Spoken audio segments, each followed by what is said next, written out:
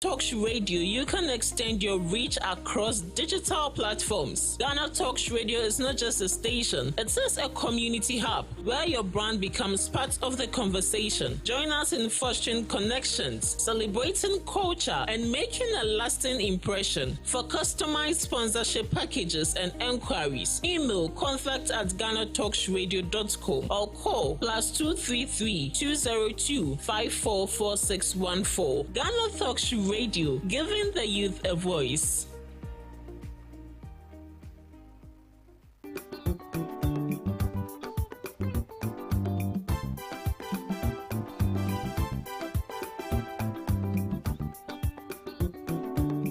Ghana Talks Radio, UK, Abrichimemu, era from Ghana Muha at the sound system, which is spinning machine papa, a free amana never be good among Ghana Muha. It is a year, we engagement, we wedding, we birthday party. Political parties are more rally, some way sorry, more crusade. So we'll book carnival or any kind of event. Now we'll pay spinning machine papa a boa sound in the moon at the dia any may come for GTR sounds at the MAO. Ya wa live band in so I would to sa at the frame ya beat me about the boa. Ama would you media woody and so at me I come up. Ya wa enkan pupuni mantemo anya aponchi hotel a hope pepe ena yebutu odi anse wo be frɛ mpanifo was 0546 960510 GTR sounds emu de angaza.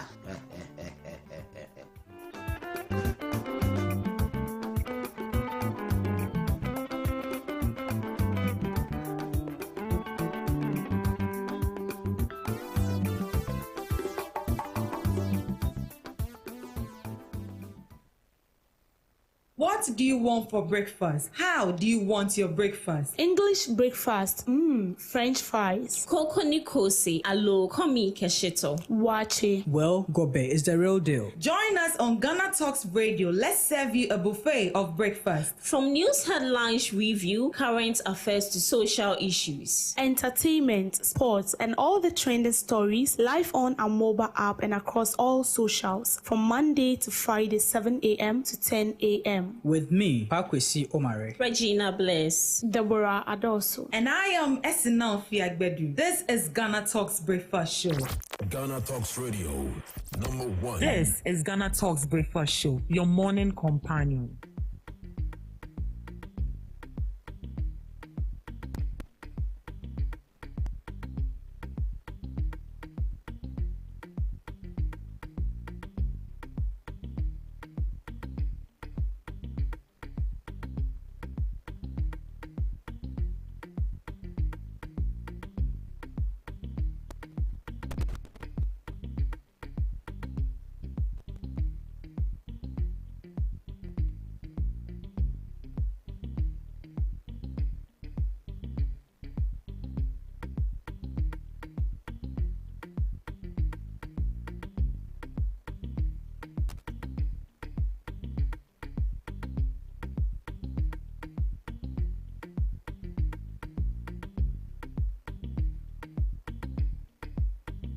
This is Ghana Talks Radio.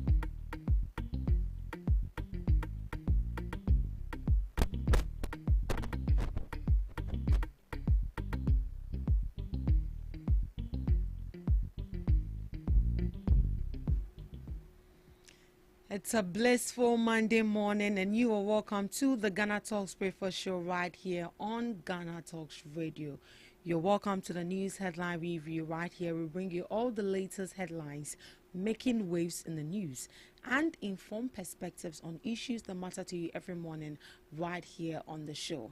I am Esinam Ruth Fiagbedu, and I'll be doing this with Miss Debbie Adoso and Miss Regina Bless. Good morning to you, ladies. Good morning. How are we doing? Grace is sufficient. I'm good. Your side. It's good. It was good. It's good. It's good. I'm doing well. Now you can see. Why? What's happening? She's gearing up for tomorrow. I know. It's Right? What's happening It's tomorrow? good. What's It's happening good. tomorrow? Uh-oh. Okay. Update me now. Thank you for Famous celebrity birthdays. You Oh, are sure, there. yeah. Oh, You really? need to send me your biography. Right there. Please ask ChatGPT. Hey. ChatGPT knows. Does Google recognizes you? Papa. How's the weekend? Interesting. I see that. What's it, Gina? Producer, why? Gina, how's the weekend for you? Oh, it was fun and interesting. Oh, nice, nice. My weekend was restful, and I get to do some kokonsa. She was calling my brother. Hey, And I heard the conversation. I heard everything. it was a business transaction. I know, strictly business. Right. Before we dive into the issues for this morning, have you heard that they've appointed a defense minister? Yeah, so. Miss Debbie, have you heard that? Gilbert J. But What is. oh no. The minorities have been calling for a substantive defense minister, and then yesterday they appointed one. I hope it is not pressure. In as much as we need like a defense minister, we are just hoping that it's not the minority. I thought Mama was your crush. Oh yes, of course. So why are you saying the defense crush. minister is Oh, only but your he's crush? handsome. I didn't say he's my crush. I said he's handsome. But he's already a minister. Oh yes, he's a minister. So what He's a happens? politician as well, deputy minister of defense. He was He was. a deputy minister of defense, but currently Okay. minister of back defense. then. Yeah. So he has the experience. You think he's fit for the job? Aside his looks. Oh yeah. But he's I'm still not the sure. minister for housing. For housing, yeah. I'm not sure they will just wake up. The government will just wake up one day and feel like because you are beautiful, so I'm giving you an appointment. No, and beauty alone does not open door for you. It is hard work. Yeah, some beauties We have open door. people who are beauty and they are lazy. No, they can give you the opportunity, but when you don't perform, you'll be sacked. So it's not only about beauty; it is what you put on the table. It's what you bring out. Okay, the best that you bring out of you that makes you more beautiful. It adds to your beauty. So I feel like yes, giving him such an appointment means that he's capable of doing the work. But we Ghanaians do not know so much about him. So Yeah. this is a chance for us to get to know his did or his works. Yes. So I just hope that he doesn't disappoint the government and he should not be pressured by the MPP. He should just do his Exactly. work. He just do his work. What's it, Gina? Yeah, so he should not be pressured by both parties. Yes. He should yes. just do Very his important. work. And since he was once the deputy defense minister, I think he has the capabilities to do more as the defense minister. Was he for the previous administration? Or- 2015 to 2017. Oh, Yeah. he has experience. MPP ni. 2015. Mama was in power Yeah, 2015. yeah. So it means Yes. when the MPP came into power, they Yes, retained him yeah, as a they- defense yeah. minister, deputy defense Deputy minister. Then he's That's good. nice. Yeah. He's that good. Hearing this alone makes him. Hey, these people, they have people. Oh. Oh yeah. They have the men. I see. Anyways, we can't wait for the flag bearers. You're hoping for the best. Yeah, Miss Regina is already crashing on the man. So. No. But I thought you said he's No. Bahama is the hope, is the He's only a one. hoe He's the only with a one. good-looking guy. You get it. We have a defense minister. Our What? president is handsome. So. Yeah, no, Robert. Ladina. Uh-huh. Yeah, Yeah, let's go. Oh. Right, let's dive into the main topic for discussion this morning. CDD fellow calls for honest review of Ghana's health system failures. A research fellow at the Center for Democratic Development, CDD Ghana, Kwame Esiedu Sapon, is calling for a thorough and honest review of Ghana's health system, warning that continued political and economic inaction is putting lives at risk. Dr. Sapon said the conversation should move away from blaming individual doctors or hospitals and instead focus on systemic failures. According to him, Ghana already understands many of the challenges within the health sector but has failed to commit the necessary political will and financial investment to address them. He noted that inadequate resources, weak emergency preparedness, and a lack of critical medical tools continue to contribute to high mortality rates, particularly in emergency cases. Dr. Sapon referenced findings from recent health sector assessments, including the 2024 Holistic Assessment of Health Program of Works and the 2023 Health Humanization Assessment Report, which suggests that patients in emergency situations face significantly high risks of death due to systemic gaps. His comments come after the death of a 29-year-old engineer, Charles Emisa, who was involved in a hit-and-run accident at the Circle Overpass in Accra on February 6, 2026. Reports indicated that although he received initial emergency response, he was sent away from 3 major hospitals due to lack of bed space. Effort to transfer him to the University of Ghana Medical Center was unsuccessful. He later suffered a cardiac arrest at the Kolebu Teaching Hospital, where he was pronounced dead.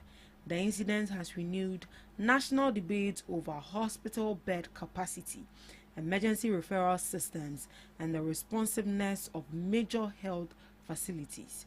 Dr. Sapon maintains that the crisis goes beyond medical practice and reflects deeper systemic and political shortcomings that require urgent reform to prevent similar tragedies. So this is coming from a fellow at CDD, who has called for an honest review of Ghana's health system failures. And I believe you've all been following the story where a young man died because of he wasn't given a bed to be treated. That's so sad. I mean, this issue is not the first time like we've seen anything of this sort, and we've also seen activists go to hospital and then complain about this issue and all of that. And it looks like we are playing politics with people's life. It's high time we put political parties and colors aside and face the issue head on. Ms. Debbie. Mr. Sapon is right. He stated something that it's not as if we don't know the problem. We know, but intentionally we don't want to solve it, and then we wait till the thing happens. Then we use it as a political gimmick, and then we buttress it with politics. And instead of focusing on the issue to solve it or get a permanent solution for the problem, we rather use it for politics, and then it ends there. No one goes deeper to solve that problem. And so that is why we see what we are seeing in our health sector. It is sad because I feel like basic things like beds should not be lacking. In our hospitals, there should be something that we should have in abundance. Because they treat people outside. Sometimes when the rooms are full, even OPD, they treat patient there. So a patient is being discharged, then the next person is being moved into the room. So why will you say that short of bed? And so the man died just like that. And it was not one hospital. They went to 3 hospitals, and all these 3 hospitals are complaining of the same thing, that they don't have bed. And it's not like these hospitals are actually small. No, they are not small hospitals. Kolebu, Ridge, and I think one hospital too. Kolebu, Ridge, and another hospital. These are big hospitals that people go to for treatment. So, especially, what's the name? These are government hospitals, right? The big hospitals. That when the issues get critical, that is where we send. So why should they be lacking bed? So I don't know, because this issue, when we want to blame, everybody's included, from the government, the Ministry of Health, the Minister of Health, to even the health workers, because we cannot blame one person and leave the other. But we will say that the health workers are not doing their best, but they also tell you that they are not giving the needed equipment or the needed tools to aid in easy execution of their activities or their daily activities.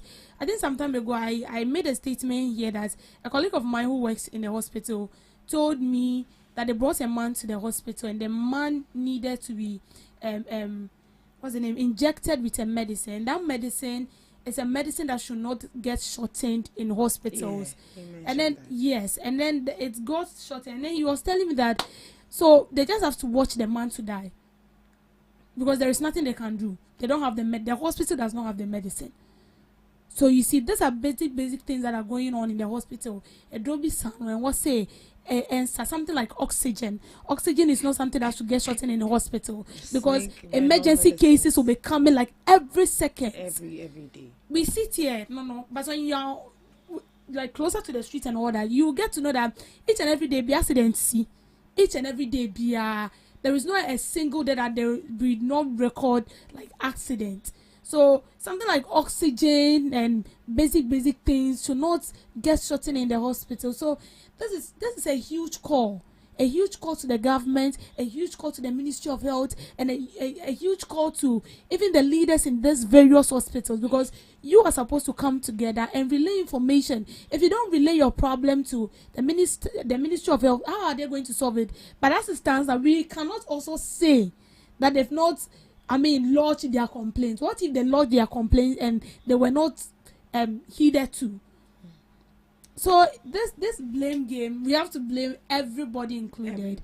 But it's sad because I remember some time ago there was this same incident that a woman was brought to the bush because they said there was no hospital. There was no bed. No bed. So the woman slept in the bush and she died there. Yeah, she died there.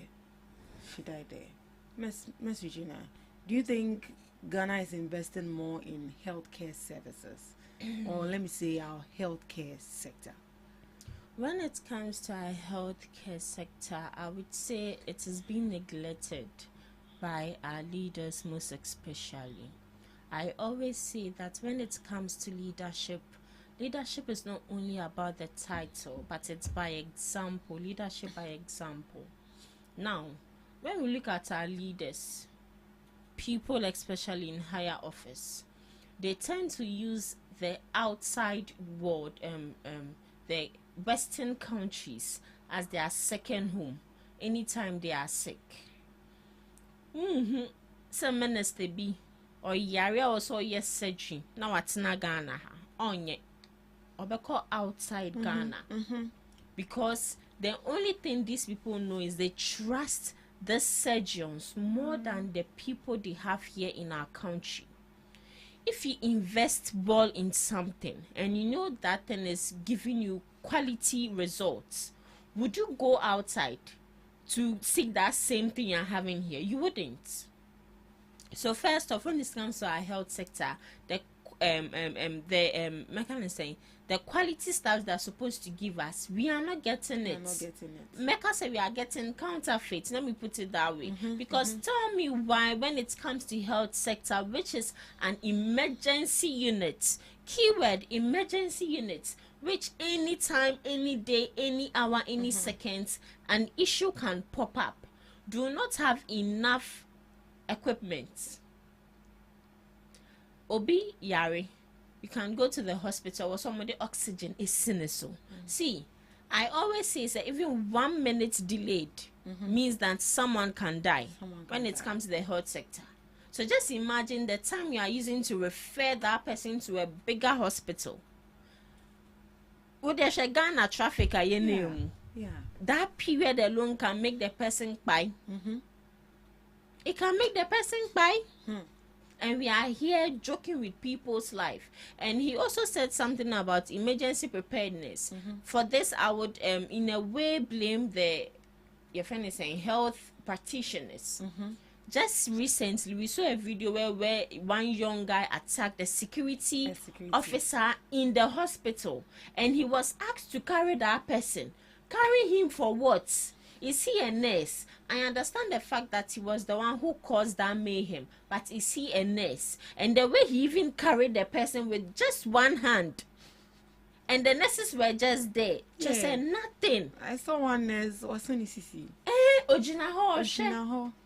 And as a young woman, said 22 or said 23 or said 18 years. Or the nurse back on a peja papa no papa penny 54-year-old.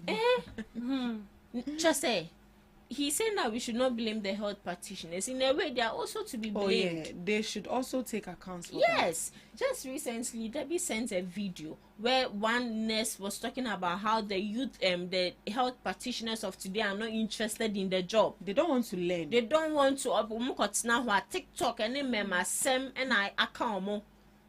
And then he post about and then member sem na account. So when it comes to our health facilities, it should be the topmost priority. Yeah, exactly. Because without the health facility, all of us will die in this country. We know God is the healer, but He heals through all these doctors and these nurses. So we also have to do our part. Oxygen they don't have. Emergency units. Omega said they don't have bed, they don't have this. Even blood, mind you, blood they don't buy it too. We donate to them willingly. But we go to the hospital, they'll tell you that pay this amount of money before we give you blood. Before we give you blood, exactly. Me say my man say I will not donate blood. I will not donate. That chikra me see me blood bank. Now me donate gum. And to one here no come for it for free. For free. Because you I donate for free. So why are you taking and money? And then when you go to the hospital and then there's short of blood, they say you should pay this amount of money. And the money you pay is very huge. Very huge. It's very 1,000 huge. plus. Oh, especially when they know that it's an emergency case. By hook or crook, you need it. You need it, so they'll give it to you. On a developing story on this particular issue, Ghana's politics driving no bed syndrome.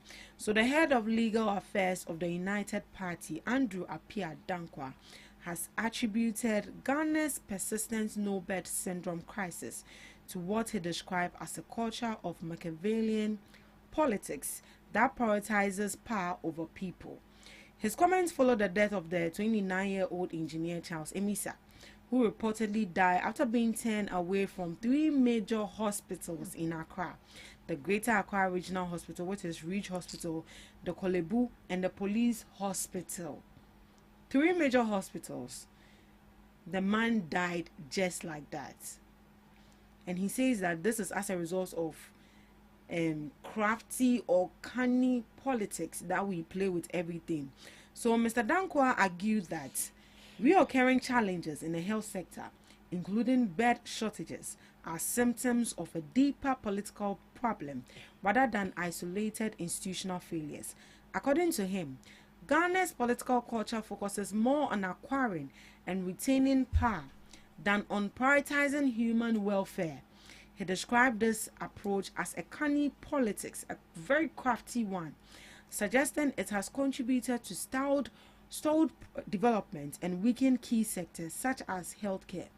Drawing on classical political philosophy, he said politics should serve as the master science that uses other disciplines, including medicine, economics, and law, to improve human well-being. He stressed that the human being must be placed at the center of governance. Mr. Dankwa insisted that unless Ghana's political system shifts its focus toward genuine human-centered development, systemic failures in essential services like healthcare will continue. Why? There's no bed syndrome. If indeed there are no beds, why don't we expand the hospitals or build good ones, better ones, or rather like improve the bedding situation in the hospital? For me, I like feel donate like more there beds. There is more to this, because some time ago we've seen NGOs even donating beds to hospitals. We saw non-profit what was the name, organization donating beds. Even churches, they donate beds to the bed now. Fine. No, is it that some of the health workers are stealing the bed or what? Oh yes, because if it might be equal to what we are experiencing in senior high school, where food that are meant for students are being stolen by head teachers. So what if the same thing is happening? So I feel like the head, in every hospital we have leaders, like right? a CEO for the hospital and all that. I feel like those people, they should be interrogated, because a lot is going on. What if the money is being given out and then and they're not giving the right info out there? This will only happen. You see, that is when strict monitoring and supervision comes in. But even the person who is being taxed to monitor, the person is taking bribe. So how can we solve this? He's taking bribe because and that is when the politics also come to play. So till we clear off this thing called politics and come back to the realization that this is this is human life we are dealing with, not this politics that you get your money. Because trust me, if it is the president's son, and I bet in the world, they will treat you, even if they will have to get a bread from the roof, the roofing top, they will treat you. So what's the problem? What's the problem with that? I feel like it's sad. Like, and Toa, that you get it. It's very, very yes. sad. And even with that, Scratch, she said, almost when they come back, they will fly him or her outside the country. And so that is why they are not taking our health sector seriously. Well, the issue of this particular gentleman who just died recently, I heard that they said there are no beds, and then he suggested that, why don't you treat me in the ambulance? They said they can't treat him in the ambulance unless he gets a bed, and no doctor or no nurse even attended to him. But when he died, there was a doctor available to pronounce him dead. Yeah. Look at that. And you go to church that you are healing people, you are happy about it, when you actually caused the death of this person.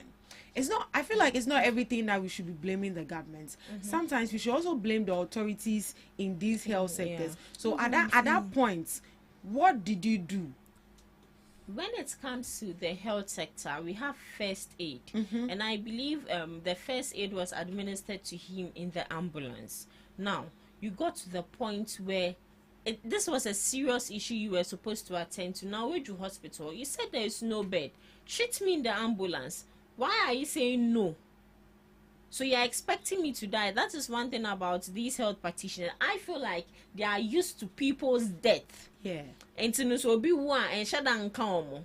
Now, I always say that as individuals, we need to improvise. If there is no bed, you can just get anything, first form, and treat the person. I feel like there's always a way out of like any form now would be see. It's a stand now would be see. So then whatever is flowing through the person. What if it is not bad, but maybe the medications they'll use in treating him they don't have? Oh, if you don't have the medication, say it. Admit the person. Administer first aid. Stabilize the person. And write the medication to them. Momon koto medication, no? They said when they even got to Kolebu, and then they said they had no bed. They had to transfer him to UGMC. They said they didn't get there before he died. Before he died, they didn't even get anything because to even sustain hospitals or like stabilize him. Then he died just like that. Just assume this person is actually your dad or your brother. Would you treat that person like that? Whatever it takes, you will do it. Oh, I think all this thing happens when you don't have passion for what you do. Exactly. Because when you have passion for what you do, you will be eager. Like there'll be something in you that will be prompting you to treat this person.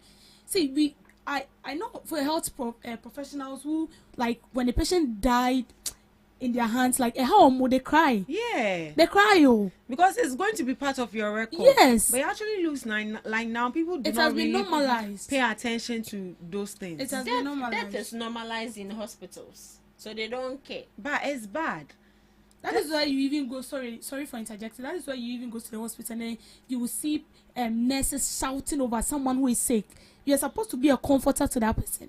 It's not only about administering injection. I will pull but the way you talk to the person, sometimes if you have blood pressure or your blood pressure, maybe so the way you talk, by the time only she's okay, like he's okay. You don't have to even inject the person.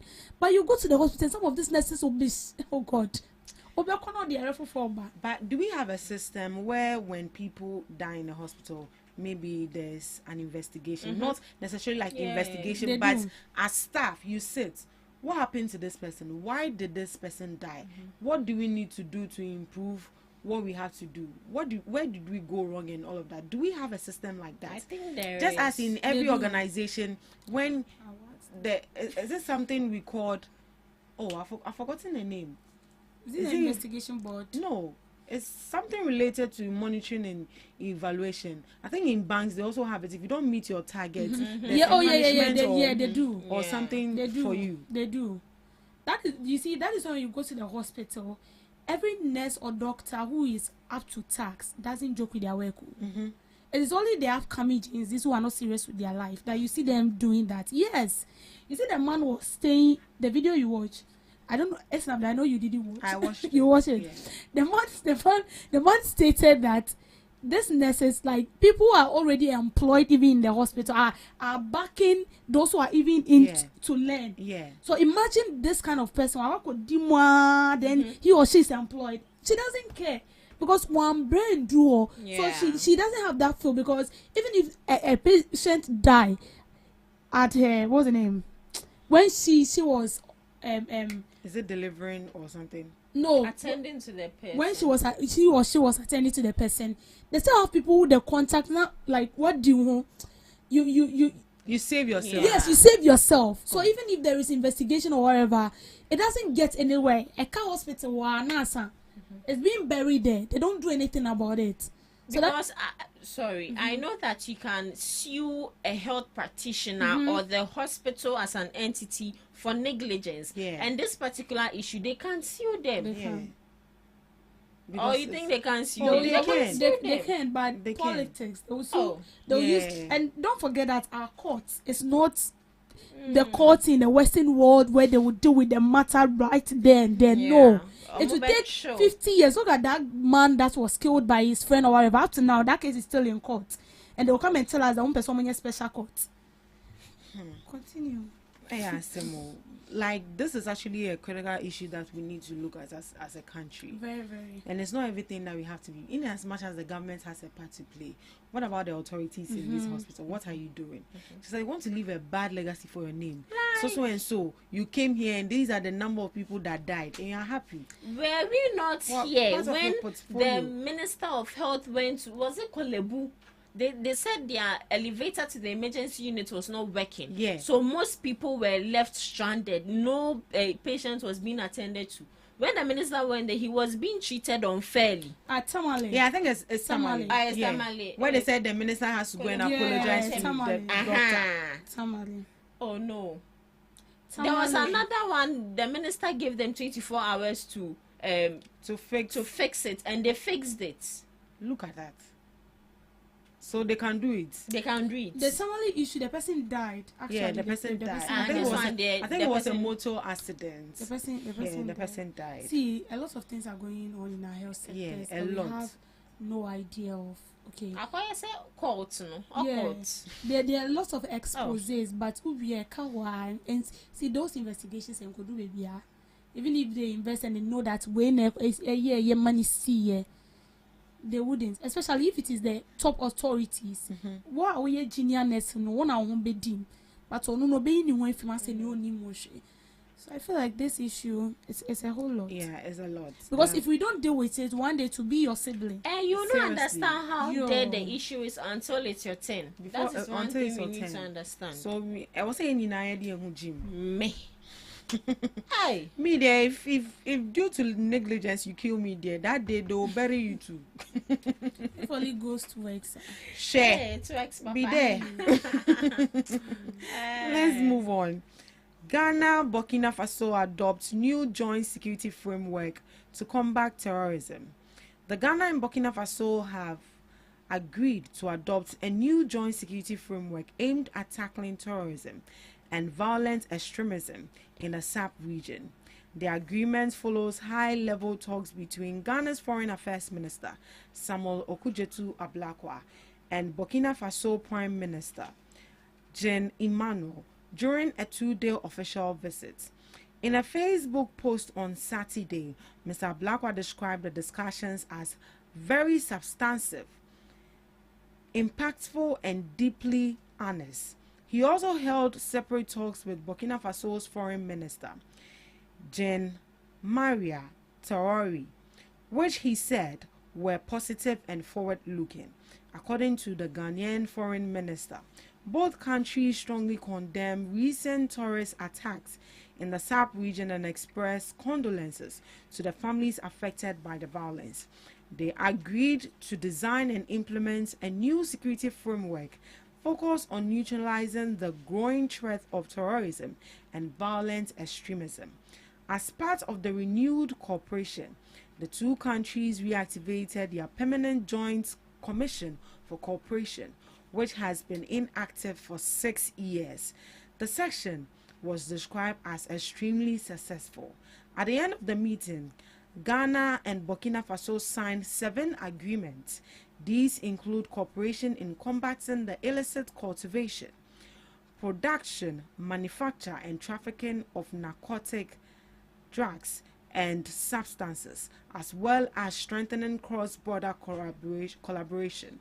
The renewed engagement builds on earlier meetings between Ghana's President John Dramani Mahama and Burkina Faso's leader Ibrahim Traoré, held earlier this year.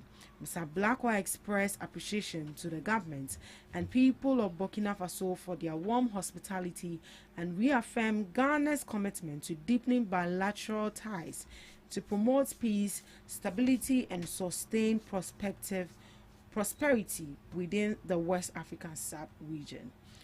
So they signed 7 bilateral agreements, of which has been inactive for 7 years. Wow. So these are the meetings and these are the agreements they signed. That has to do with the cooperation, the production and manufacture and trafficking of drugs, and also some illicit substances, as well as strengthening cross-border collaboration. Right, Ms. Debbie, do you think that is the right step in its right direction to find a way to mitigate terrorism attacks? Yeah, of course it is. I always say that Ghana cannot do it alone, so we need to collaborate with other neighboring countries. And Burkina Faso is a sister country to Ghana. We import tomato from Burkina Faso, so in a way we have a bilateral relation with Burkina Faso. So there should be, yes, cooperation is needed to solve this. This incident tragic happened in Burkina Faso, and it's not something that we need to sleep on. And so coming together is just to strengthen, as is being stated, is to strengthen our borders, and it's working together is to tip the people as well. So imagine there is a terrorist attack and then Burkina Faso got a hint or somebody hinted them. They will hint us as well that this is coming. We feel that so and so. Get prepared, get your men ready, get them on board, and everything being equal. Maybe these are the equipment they're bringing on board. You need to get more equipment that are more stronger than what they have. So coming together is going to help us to solve it. We cannot do it alone as well. It's going to help to combat this illicit, importation of drugs into the country, because these drugs are being imported from other countries to Ghana, and they use our borders. So how do they get in here without being caught? So imagine there is someone in Ghana here who have imported illicit drugs like this cocaine and all that, and then Burkina Faso gets a hint that they are getting closer to Burkina Faso to Ghana. They will definitely tip us that there is something coming on. Then we'll get our men ready. These people will be arrested, and then those cocaine or cannabis will be burnt into ashes. Then joint patrol, coordinated operation along shared borders to disrupt terrorist activity. That is what I said, that if there is something that is coming up, they will hint us and they will get to address that. Then cross-border cooperation, strengthening collaboration to address localized security challenges, disaster management, improving preparedness and response mechanism for humanitarian crisis. And as I said, combating illicit trade, that is tackling narcotics trafficking and other illicit activities that they fund terrorism. Like what just happened in Burkina Faso. Imagine they had a clue, they would have tipped us, and then our traders would not have lost their life. But I feel like, well, the deed has already been done. So the best thing is to prepare ourselves, and then stronger and solidly rooted down so that these things do not occur again. Then border management, reaffirming borders and enhancing security coordination and facilitating safe movement of people and goods. Because as it stands now, the traders are scared. They don't want to go to Burkina Faso again. Yeah, yes. they don't want to. I mean, who wants to go and die? Right. Miss Regina. Yeah. So I would say all what they've agreed on is a very good call, and it's very laudable, because I would say when it comes to Burkina Faso, we are more like brothers and sisters, because we are very close to each other. They come here for their goods. I think they don't even have a port. Yeah. They have to send their things through Ghana before they get it. So they should tell us how very tight we are. And I'm also very happy about the fact that they've both condemned, especially Burkina have condemned this incident, because it happened in their country. And presidents be but they understand business and they understand the reality of what is at stake. So both of us coming together to make sure that everything is at peace is very necessary. And I also believe that when they come, the treatment they would like to receive is the same treatment we'd also like to receive. So I think it's a commendable one. It's a commendable one.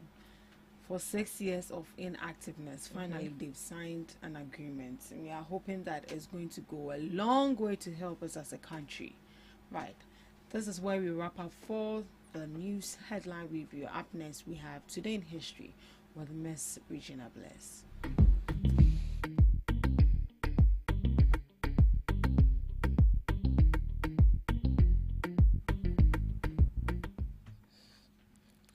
Bringing you today in history on this day, 1891, boundary agreement between German East Africa and Nyasaland.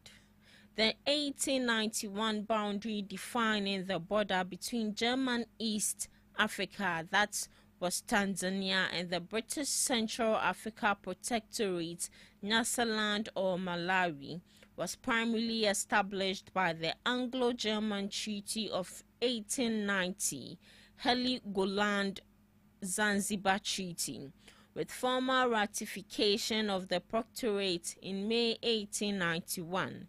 This agreement drew the boundary along the Songwa River, flowing into the northern end of Lake Nyasa, Malawi.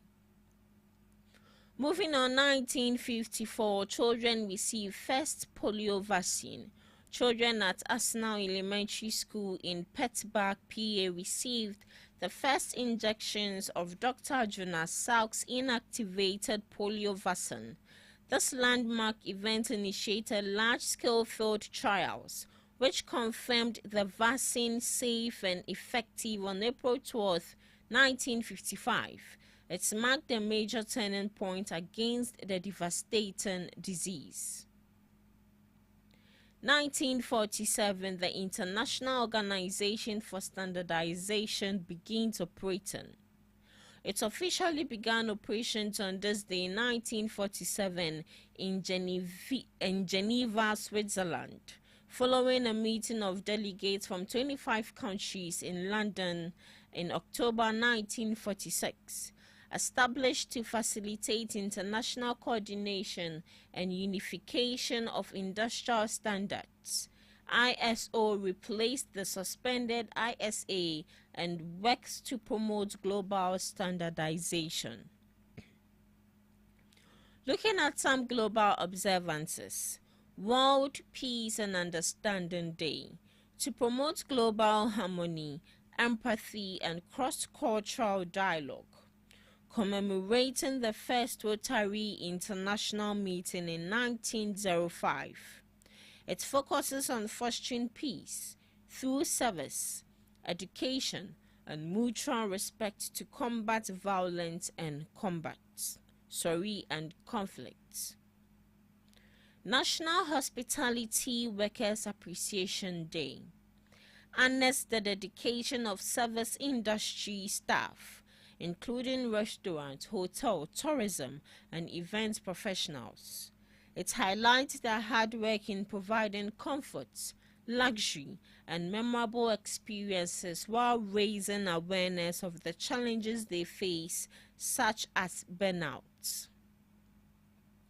Lastly, National Rationalization Day encourages people to playfully justify or rationalize their often irrational behaviors, procrastination, or for instance, eating that extra slice of cake. It's a day to take it easy on yourself and find humor in your excuses, allowing for a break from, say, self-criticism. So today is a day to rationalize your senseless opinion. So if it doesn't make sense, today is a day to for you to find a way and rationalize it. Yes. And that's all for today on Today in History and some global observances, live on GhanaTalks Breakfast Show. Thank you so much, Miss Regina. Make sure you make it make sense today. Up next, we have Debbie's Girl. Welcome to Debbie's Grill, where we talk about issues that concern the state, void of politics, fear of favor. I would like us to look at something very sensitive.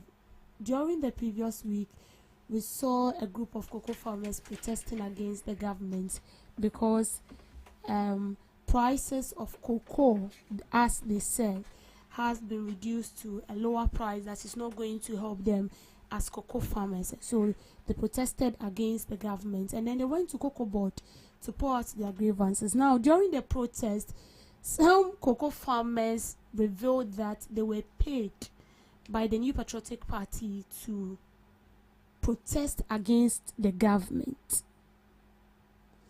I didn't watch one video. I watched about 3 to 4 videos where cocoa farmers, during the protest, while people were serious calling on government that the reduction of the price of cocoa is not going to help them. Some people were saying that the NPP paid them money to protest. They were all giving money to protest. And then when I saw that, I asked myself, is this what we want as a country? Must we politicize everything? And sometimes I want to ask, you see, the cocoa farmers as we see them, excuse me, but they are not fools. They are people who are full of intelligence. In fact, they are very, very knowledgeable. They know what they are doing. They've been in the cocoa business for God knows how many years now. So they know it. They know what the market price is. And you'll be shocked to know that they have other traders in other countries who are so much into cocoa. So they compare prices. They know what is going on. They know that at the international market, things are not going as well. So if the price are not reduced, it's going to affect the government. Why didn't you pay people to protest against the government? Immediately I saw Miracle Abuaje, who was able to identify his booth. Someone who was not able to identify his booth when his government was in power suddenly found the booth, and then he went to the forest. He went to the cocoa farmers, deep down the forest. Immediately I saw him there, I knew that these people are up to something again. I knew they were buttressing this whole issue with politics. The NPP I know would never and ever stoop so low for the cocoa farmers, the extent that they will go to these cocoa farmers in their villages, on their farmlands, to interrogate with them, paint a good picture in the face of these cocoa farmers as if they are good people, but you are known. This is not the first time, so they know you. During your tenure, fertilizer was sold to cocoa farmers. It wasn't free. Everything was equally being sold to them. But when this current administration came on, they were giving fertilizer to cocoa farmers for free. They were not paying a dime for fertilizer. And you left a debt behind. And now you want to paint a picture and make it look as if it is the NDC who came to power for just 1 year and then we are seeing what we are seeing. But you've forgotten that you occupied that same position and you did worse. You left debt, and that is what we are facing today. That is what we are facing today. And instead of you to lay aside politics and accept the fact that you didn't manage the cocoa industry, because it's an industry on its own. You didn't manage it well. And to help this current administration to forge forward for the betterment of the cocoa farmers and for the betterment of the country. Because cocoa generates revenue for us as a country. So if we are having challenges with cocoa sector, what are we supposed to do? We are supposed to come together, find a solution, because the problem was caused by you. It was caused by your government. So shameless, you go about paying people money to protest against the government.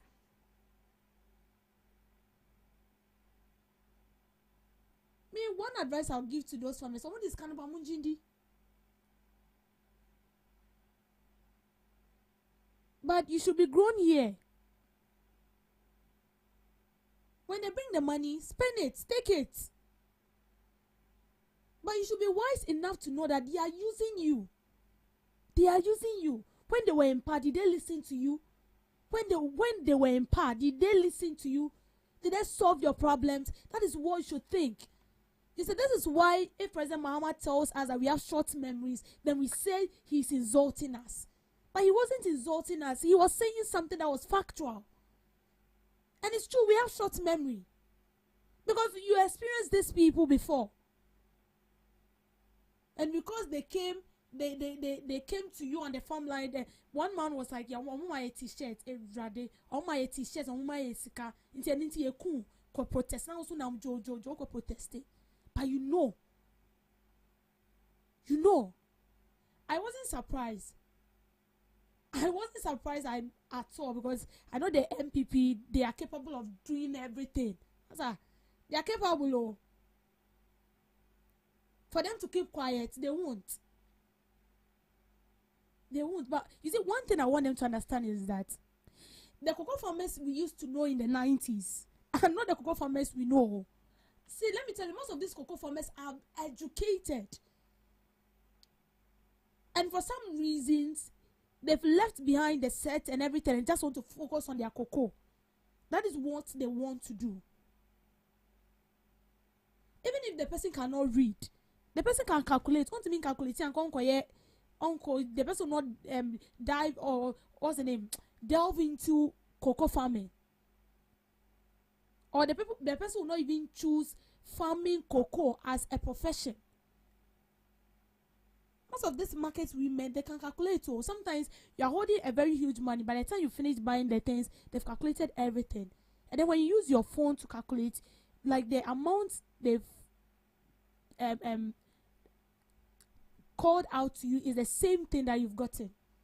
Their brains are very sharp. It is only those damp ones that, even though they know the truth, because they are so loyal to them, they are so loyal, and they see themselves to be so patriotic, die-hard fans of either party A or party B. So they know that the truth is glaring at them in the face, but they will still choose not to accept it. But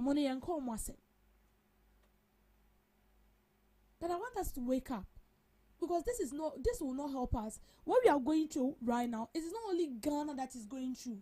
We have other African countries that are going through same.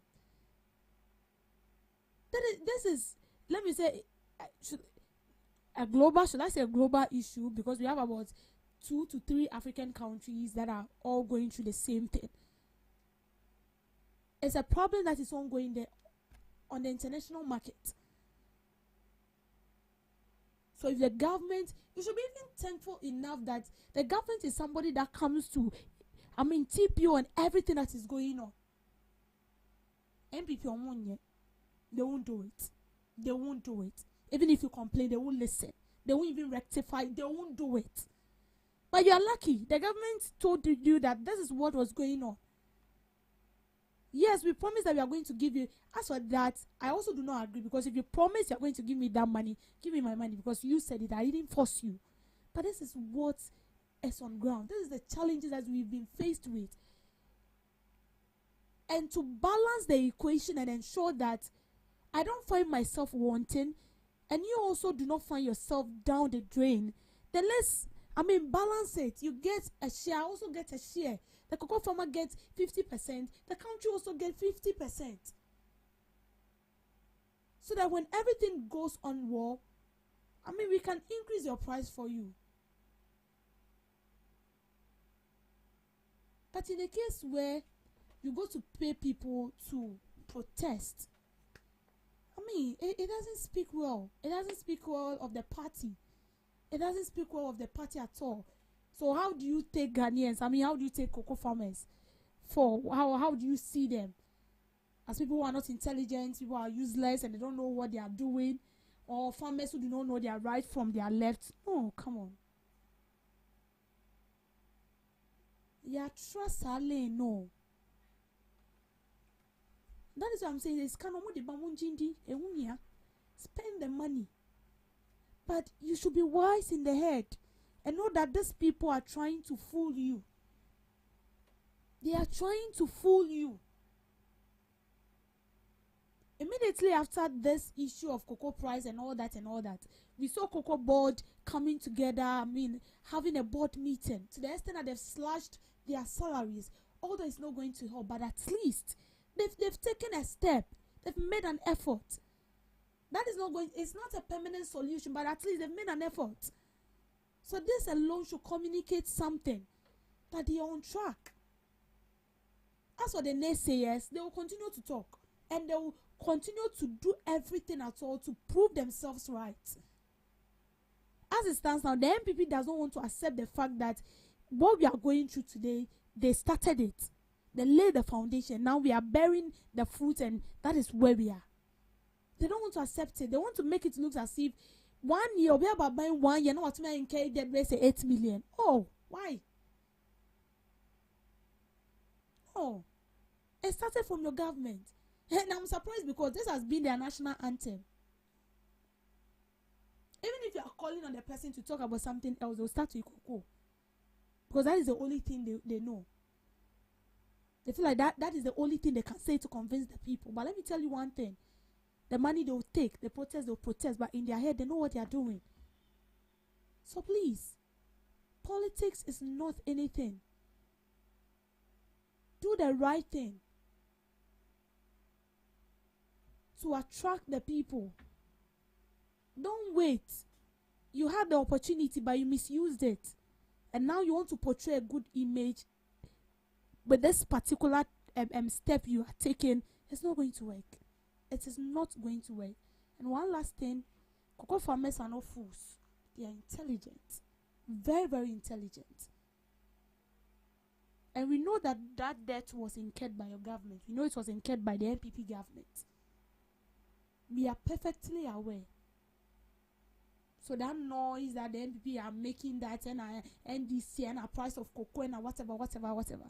They should go back and then read. Because I know they know. I wouldn't sit here and say that they don't know. They know what they are doing. And it's intentional. But trust me, it's not going to work. We hope that things goes on well. Thank you for making time with me on Debbie's Grill. Thank you so much, Miss Debbie, for that, girl. And thank you, too, for joining us on the first segment of the Ghana Talks Breakfast Show. We'll be going for the news shortly. And right after the news, we'll be coming up with the second segment. Please stick and stay with us. Are you ready to amplify your business or brand's reach and make a meaningful impact in Ghana and beyond? Partner with GhanaTalks Radio today to connect with a diverse audience across Ghana and beyond. Elevate your brand through on-air promotions and social media. Boost your brand during prime time. With GhanaTalks Radio, you can extend your reach across digital platforms. GhanaTalks Radio is not just a station, it is a community hub where your brand becomes part of the conversation. Join us in fostering connections, celebrating culture, and making a lasting impression. For customized sponsorship packages and enquiries, email contact@GhanaTalksRadio.com or call +233 202 544614. GhanaTalks Radio, giving the youth a voice. What do you want for breakfast? How do you want your breakfast? English breakfast, French fries. Koko nikosi alo komi kesheto. Wache. Well, Gobe is the real deal. Join us on Ghana Talks Radio. Let's serve you a buffet of breakfast. From news headlines review, current affairs to social issues. Entertainment, sports, and all the trending stories live on our mobile app and across all socials from Monday to Friday, 7 a.m. to 10 a.m. With me, Pakwesi Omare. Regina Bless. Deborah Adoso. And I am Esinal Fiagbedu. This is Ghana Talks Breakfast Show. We bring you local news, business news, international, sports, and entertainment news. Right here on GTR.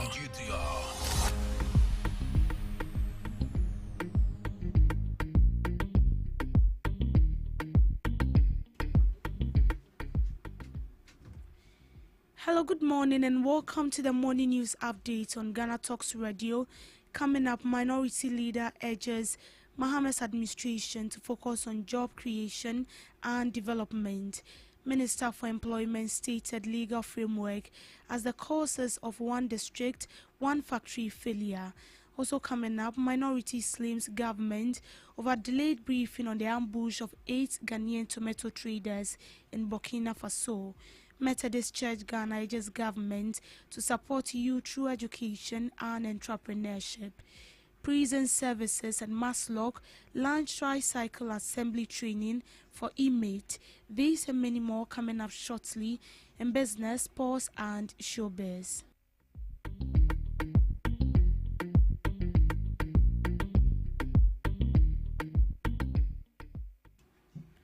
Minority leader Alexander Hwenyo-Makin has called on Mohammed's administration to shift its focus from political rhetoric to tangible job creation.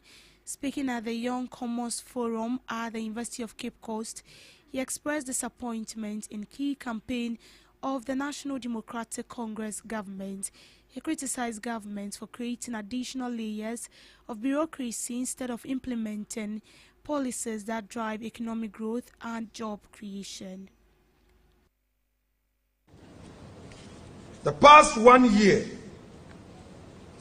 we have seen a government that believes in rhetorics, that talks more than it works.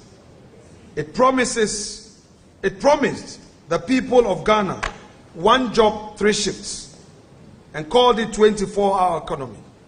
It promised women banking. It promised to increase the producer price of cocoa to 6,000.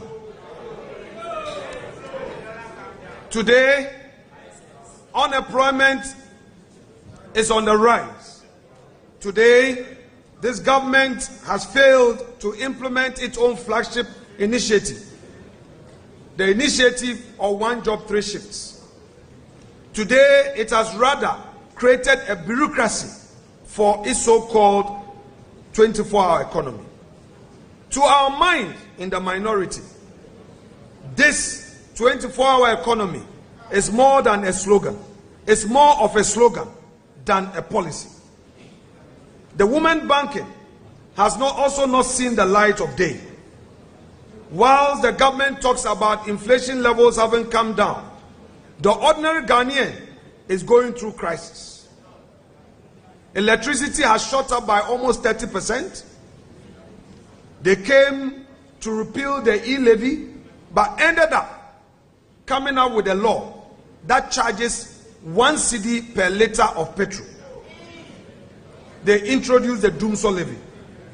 And above all, today, the suffering cocoa farmer is at the receiving end.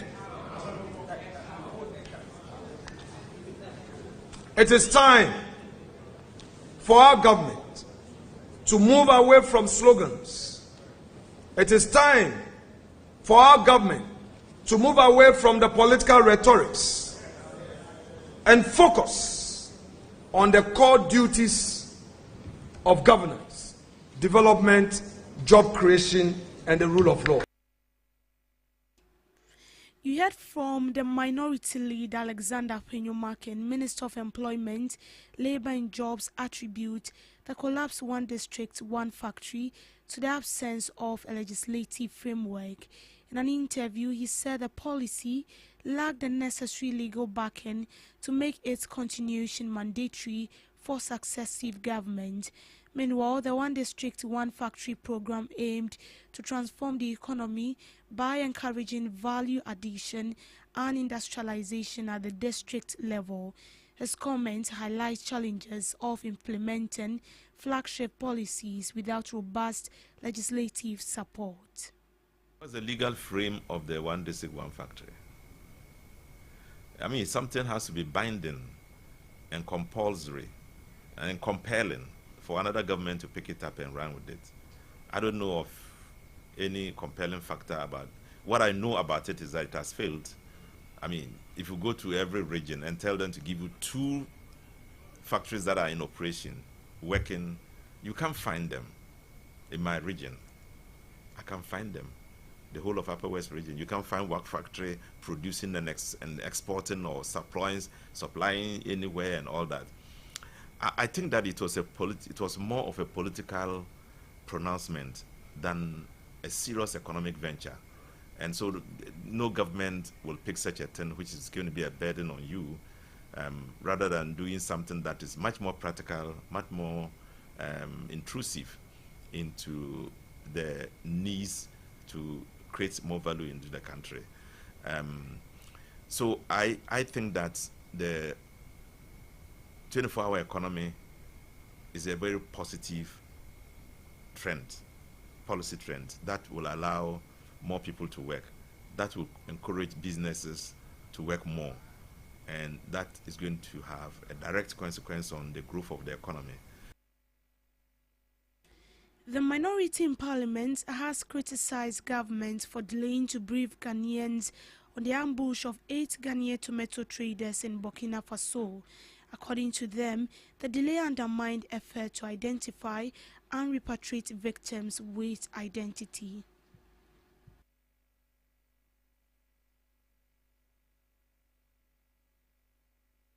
I rise to first express condolences to the 8 persons who were killed in the horrific terrorist killings in Burkina Faso, Ghanaian traders, breadwinners, pillars of their families, contributors to society, and our prayers are with those who are injured and receiving treatment. Condolences to the family. Mr. Speaker, it is a very sad day, 14th of February, a day that should have been a day of joy, a day of love, celebrating Valentine and Chocolate Day, rather became a sad day for this country, where the only crime our 19 compatriots committed was the only crime they committed was to go about their legitimate business, going for goods so that households may eat in this country. But for the failure of the government and the states to protect these citizens, even beyond our borders, for security failure, they met their untimely death. Mr. Speaker, I want to first point out the security failure on the part of the state, because these deaths and these killings are avoidable. The geopolitics of the sub-region is public knowledge. The terrorism threats and crisis we have within our neighboring countries, especially Burkina Faso, is one that is not in doubt and one that does not start from yesterday.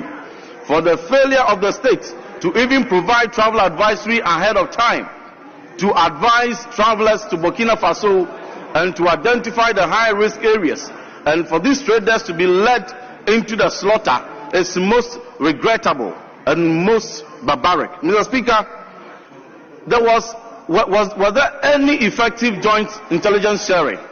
And what intelligence was picked up by the people whose job it is to ensure that these intelligence are picked up and Ghanaians traveling to these hot zones are warned ahead of time? What safe passage arrangements were put in place to ensure that Ghanaians traveling to these hotspots were accompanied if indeed they had to go and return? Mr. Speaker, we demand answers. A lot has to be answered. What corridor threat mapping was conducted? And what enhanced security and safe passage mechanisms were activated in these places, knowing very well the situation and the threats we have in this country. And it comes at a time where for 7 months we have no substantive defense minister who will lead these bilateral arrangements to ensure that these adequate security arrangements are put in place to protect our citizens who travel to Burkina Faso. I want to again point out another failure on the part of the government. Even when the crisis occurred, the government failed to offer coordinated government response. It's been six days since the incident occurred, and yet the minister responsible for defense, the minister responsible for foreign affairs have all failed even to make a trip to Burkina Faso to engage at the high level to ensure that the circumstances are ascertained and measures are put in place to forestall this unfortunate happening. The presiding bishop of the Methodist Church of Ghana, Most Reverend Johnson Asamoah Jedu, has called on government to prioritize policies that equip the youth with practical skills and building sustainable livelihoods. Speaking at the launch of the 80th anniversary of the Methodist Youth Fellowship, he emphasized the need for increased investment in education and entrepreneurship programs. He noted that his pastoral visits across Ghana have showed him the resilience and determination of young people striving to contribute to national development. The presiding bishop urged policymakers to pay more attention to the youth. Well, the Methodist Youth Fellowship is 80 years old. And beginning this year, 2026, the Youth Fellowship has started a year-long activities of celebration. The Methodist Youth Fellowship is described as the backbone of the Methodist Church, Ghana. The church itself is the Church of Jesus Christ, but Jesus uses human beings. And that's why we describe the Methodist Youth Fellowship as the backbone of the Church of Christ. As the presiding bishop of the Methodist Church Ghana, the Most Reverend Professor J. Kwabena Asamoah Jedu, I'd like to congratulate my young people. I'm very, very proud of them. I'd like to say that the church is also proud of them. The young people, although belong to the Methodist Church Ghana, also belong to the nation Ghana. So all the decisions, activities of this country affects them. And so I'd like to use the opportunity of this celebration not only to congratulate the young people of the Methodist Church, but also to congratulate all young people in this country and to thank them for the various things they do. I go around this country on pastoral visit as presiding bishop, and I see a large body of incredibly hard-working young people in our cities, towns, and villages. Some of them are farmers. Some of them have opened small businesses trying to make a living for themselves. And so as I encourage these young people to make their contribution to support their own families and also help build our nation, I'd like to also join those who are the policymakers, especially our politicians and public office holders, to make sure that we are paying close and considerable attention to the work of young people and the lives of young people, whether through education or whether through entrepreneurial programs, to make sure that we concentrate on them. Sometimes the examples that we set them, if you take those in public office, the examples we set them sometimes leaves a lot to be desired. So I like to encourage politicians and policy holders and policy makers to make sure that they pay attention to the needs of our young people, because our future depends on them. And I do hope that we'll take the opportunity of the Methodist Youth Fellowship celebrating the anniversary to give the young people all the encouragement that they deserve. Thank you very much, and may God bless our young people. The Ghana Prison Service, in collaboration with Microfinance and Small Loan Center, has launched Capitals Behind Bars initiative. This program aims to equip inmates with practical skills in assembling tricycles, enhancing their employability and reintegration into society release. The training program will provide selected prison support and tricycle assembly.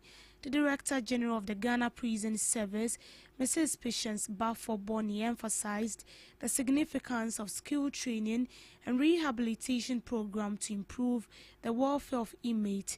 The initiative will be rolled out across all 16 regions in the country. Here, the ultimate aim is to get the master trainers, train our inmates who will be participating fully in the assembling of the tricycles and the motorbikes across the country. Half the time, we tend to forget that being in prison may be something that can be so close to you, and therefore we must be careful how we treat the people behind bars. It is going to be an opportunity for them to learn the skill and also on release get the employment that they need to be making a livelihood behind the bars. Behind bars no bebre na wo hokra na omonzo enye boni bi no ma ye na emom obi wo ho ye ntwa to so obi wo ho bibi kakra bi oye na ama na kwa akopie ho enti ehun se ye nuanom na omo wo honom no se empo yetimi ye bibi de boa wo omo na obepie aba na ska kakra bi da ho obetimi de ahya abrabo na ase foforo a e ya de a ebeboa bebre ba because they say ye nuru ba bi akra 2,000 plus biade yediba across all the region. Tis the muhuni hey ye just around 200 to 500 as a dudona akra ne wechri. And I don't so ya few in kwa. I feel a bit samba. I fear better to be samba. Na sebe a bit me edi a criti numa. Ama ankra any mebuna in yajumai no musa komano. In business, Ghanaian electricity consumers may have overpaid an estimated 1.5 billion in the fourth quarter of 2025 due to inflated exchange rate and inflation assumptions used in tariff calculations, according to policy review by the Center for Environmental Management and Sustainable Energy. The report contends that prevailing economic conditions justify double-digit reduction in electricity tariffs, potentially about 11% in the first quarter of 2026. At the center of the issue is the methodology adopted by the Public Utilities Regulatory Commission, which used a projected exchange rate of 11.973 to the US dollar for the fourth quarter of 2025. This was further adjusted to 12.37 to account for under-recovery claims. However, the actual average exchange rate for the period was 10.87 to a dollar, resulting in what the report described as an over-recovery of 1.1 per dollar. When applied to total quarterly electricity consumption of 6,459 gigawatt hours, assuming 60% of generation cost are dollar denominated. The report also highlights discrepancies in inflation projection. While Public Utilities Regulatory Commission applied a 12.43% annual inflation rate in its fourth quarter model, actual average inflation for the quarter was 6.6%. Despite successive tariff increment, revenue performance at the electricity company has remained volatile. ECG recorded about 1.4 billion in revenue in April 2025 before the first round of increases. Revenue declined to 1.3 billion in May after a 14.75% hike, rose to 1.6 billion in June, but fell again to 1.3 million in August despite further upward adjustment. Center for Environmental Management and Sustainable Energy argues that with the exchange rate now around 10.99 to the dollar in projected first quarter of 2026, record inflation at 3.4%, failure to implement a significant tariff reduction will lead to the undermining of credibility of quarterly review mechanism. The group maintains that over-recoveries should be formally recognized and credited to consumers. It cautions that failure to act could erode public confidence in the regulatory framework and increase pressure on households and businesses. Also in business, the African Chamber of Content Producers said escalating global trade tension must serve as a decisive catalyst for Africa to fully realize its own continental market. In a press release occupied to the Ghana News Agency, the Chamber urged African heads of state to accelerate the full implementation of the African Continental Free Trade Area to build economic self-reliance and shield the continent from external disruptions. The Chamber noted that despite the landmark African Chamber of Content Producers Agreement, practical barriers continue to stifle progress. For 11 major African economies, intra-African trade accounted for 11.8% of their total trade in 2023. The African Chamber of Content Producers insists the African Union must launch a robust entrepreneurs and corporations. The Chamber's call comes amid growing frustration within the private sector.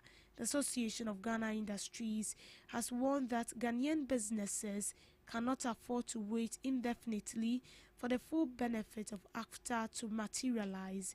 Speaking after the National Council retreat, President Kofi Nsia said exporters were increasingly impatient. He highlighted what he described as a paradox, noting that exporting to Europe was sometimes more predictable than trading with neighboring countries. According to the African Chamber of Content Producers, fewer than 10 countries are fully operationalized, resulting in a patchwork of regulations. It also pointed to a trade finance gap estimated between $81 to $120 billion, alongside infrastructure deficit that makes intra-African shipping costly and inefficient. As part of its proposed solutions, the Chamber called for a continental Build It Here initiative to unite African and African diaspora engineers and businesses to develop rail linkages and advanced engineering center. It cited ongoing aerospace and manufacturing efforts such as the Sky Leader 600 aircraft being produced in Tanzania and buses manufactured in Uganda as examples of what could be achieved with coordinated continental investment. To address currency and payment barriers, the African Chamber of Content Producers advocated accelerated adoption of a unified African digital currency, while commending the Pan-African payment and settlement system as a critical invention. The Chamber stressed the need for widespread education to build trust in payment platforms. To sports, Asante Kotoko returned to winning ways with a commanding performance, defeating Young Apostles at the Wenchi Sports Stadium on Sunday afternoon to revive their push for a strong finish in the Ghana Premier League. The Porcupine Warriors produced an impressive first half showing and scoring twice within a 10-minute spell to take early control of the contest. Kotoko wasted no time asserting their authority in the match. Johnson upon Owusu opened the scoring in the 6th minute, rising highest to meet Albert Amoy's precise cross before guiding a clinical header into the left corner. The early goal settled Kotoko, who continued to dominate possession and attack with confidence. 10 minutes later, Captain Samba Onel doubled the lead. His header took a deflection of a retreating defender before looping into the net. The quick fire goals left Kotoko firmly in control and allowed them to dictate the tempo of the game. Kotoko entered the match searching for a response after a difficult run of form that included 3-match winless streak and defeat in the Super Clash. However, the Porcupine Warriors showed composure after building their early lead, managing the game effectively and limiting Young Apostles' attacking opportunities. Young Apostles struggled to create clear scoring chances as Kotoko's defense remained organized and disciplined throughout the encounter. The victory lifts Kotoko back into the top 4 of the league table as they continue to chase the title race. However, they still trail league leaders by 7 points, meaning the battle at the summit remains tightly contested. For Young Apostle, the defeat keeps them in a danger of relegation. The Wenchi-based side remains precariously positioned near the drop zone and will need to start picking up points in securing their survival fight to stay in the top 5. In showbiz, Ghanaian singer and songwriter Jackie has paid a heartfelt tribute to late high life legend Ebo Taylor during an interview on BBC Focus on Africa. Speaking in an interview, she opened up about the profound impact Ebo Taylor had on her life while growing up, describing his music as an integral part of her childhood memories. The forever hitmaker expressed deep sadness upon hearing of his passing, noting that although he is no longer physically present, his legacy will endure through his timeless music. Ebo Taylor, widely regarded as one of Ghana's most influential high-life pioneers, inspired generations of musicians across Africa and beyond. On some international update, 3 Cameroonian soldiers have been sentenced to prison for their role in the killing of at least 21 civilians in the country's troubled Anglophone region. The jail terms for the crimes, which occurred 6 years ago in the northwest region, range from 5 to 10 years per person. A military court previously found the soldiers guilty of murder and destruction, a rare occurrence in a country where military personnel are seldom convicted of crime against civilians.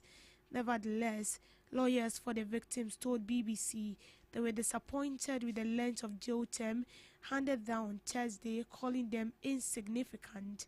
The conviction centered on the event of 14 February when soldiers, supported by local militia of ethnic Fulanis, raided a village and killed civilians. The victims included 13 children, according to Human Rights Watch, who added that the assailants burnt down homes and beat up residents. What follows was a rare instance of Cameroon government acknowledging the atrocity of its soldiers in the Anglophone region, which have been wrecked by a separatist conflict for nearly 10 years. Authorities initially denied responsibility for the attack, but later backpedaled following international pressure and the findings of an investigation ordered by the country's president. Alongside 3 soldiers sentenced on Thursday, a militia member also received a jail term for murder, arson and destruction. Menkan pointed out that under Cameroonian law, the minimum sentence for felonies such as murder and arson is 10 years. The soldiers' lawyers argued that their clients were merely doing their job.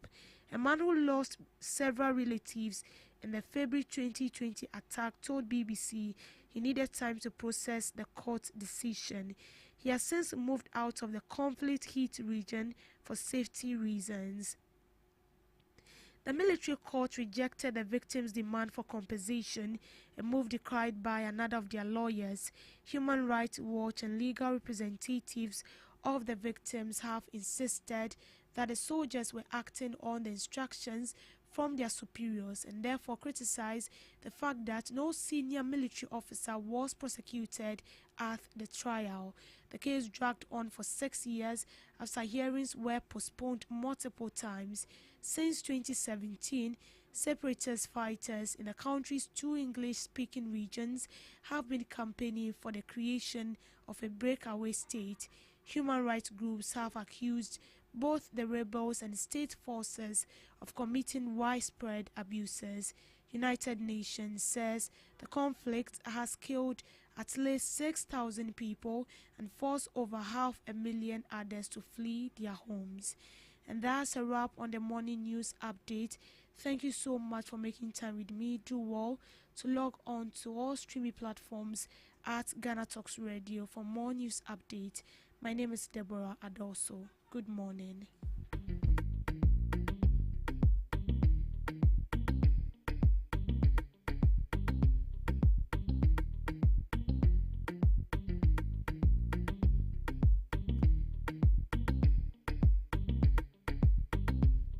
Are you ready to amplify your business or brand's reach and make a meaningful impact in Ghana and beyond? Partner with Ghana Talks Radio today to connect with a diverse audience across Ghana and beyond. Elevate your brand through on-air promotions and social media. Boost your brand during prime time. With Ghana Talks Radio, you can extend your reach across digital platforms. Ghana Talks Radio is not just a station, it is a community hub where your brand becomes part of the conversation. Join us in fostering connections, celebrating culture, and making a lasting impression. For customized sponsorship packages and enquiries, email contact@GhanaTalksRadio.com or call +233 202 544614. Ghana Talks Radio, giving the youth a voice.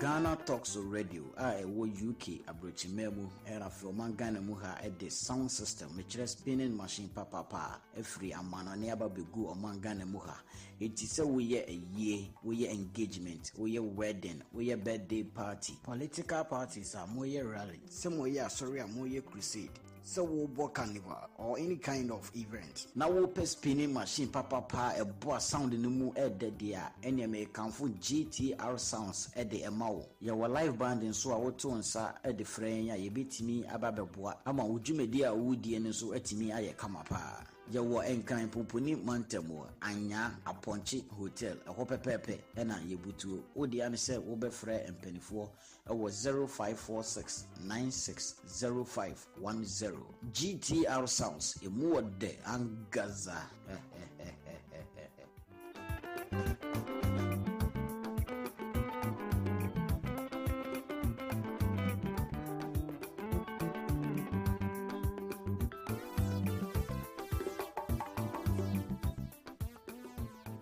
What do you want for breakfast? How do you want your breakfast? English breakfast, French fries. Koko Nikosi, alo komi keshito. Wache. Well, Gobe is the real deal. Join us on Ghana Talks Radio. Let's serve you a buffet of breakfast. From news headlines review, current affairs to social issues. Entertainment, sports, and all the trending stories live on our mobile app and across all socials from Monday to Friday, 7 a.m. to 10 a.m. With me, Pakwesi Omare, Regina Bliss, Deborah Adoso, and I am Esinal Fiagbedu. This is Ghana Talks Breakfast Show.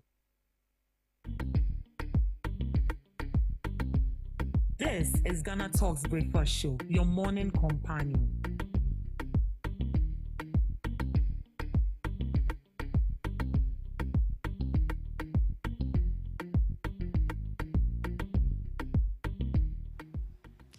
This is Ghana Talks Breakfast Show, your morning companion.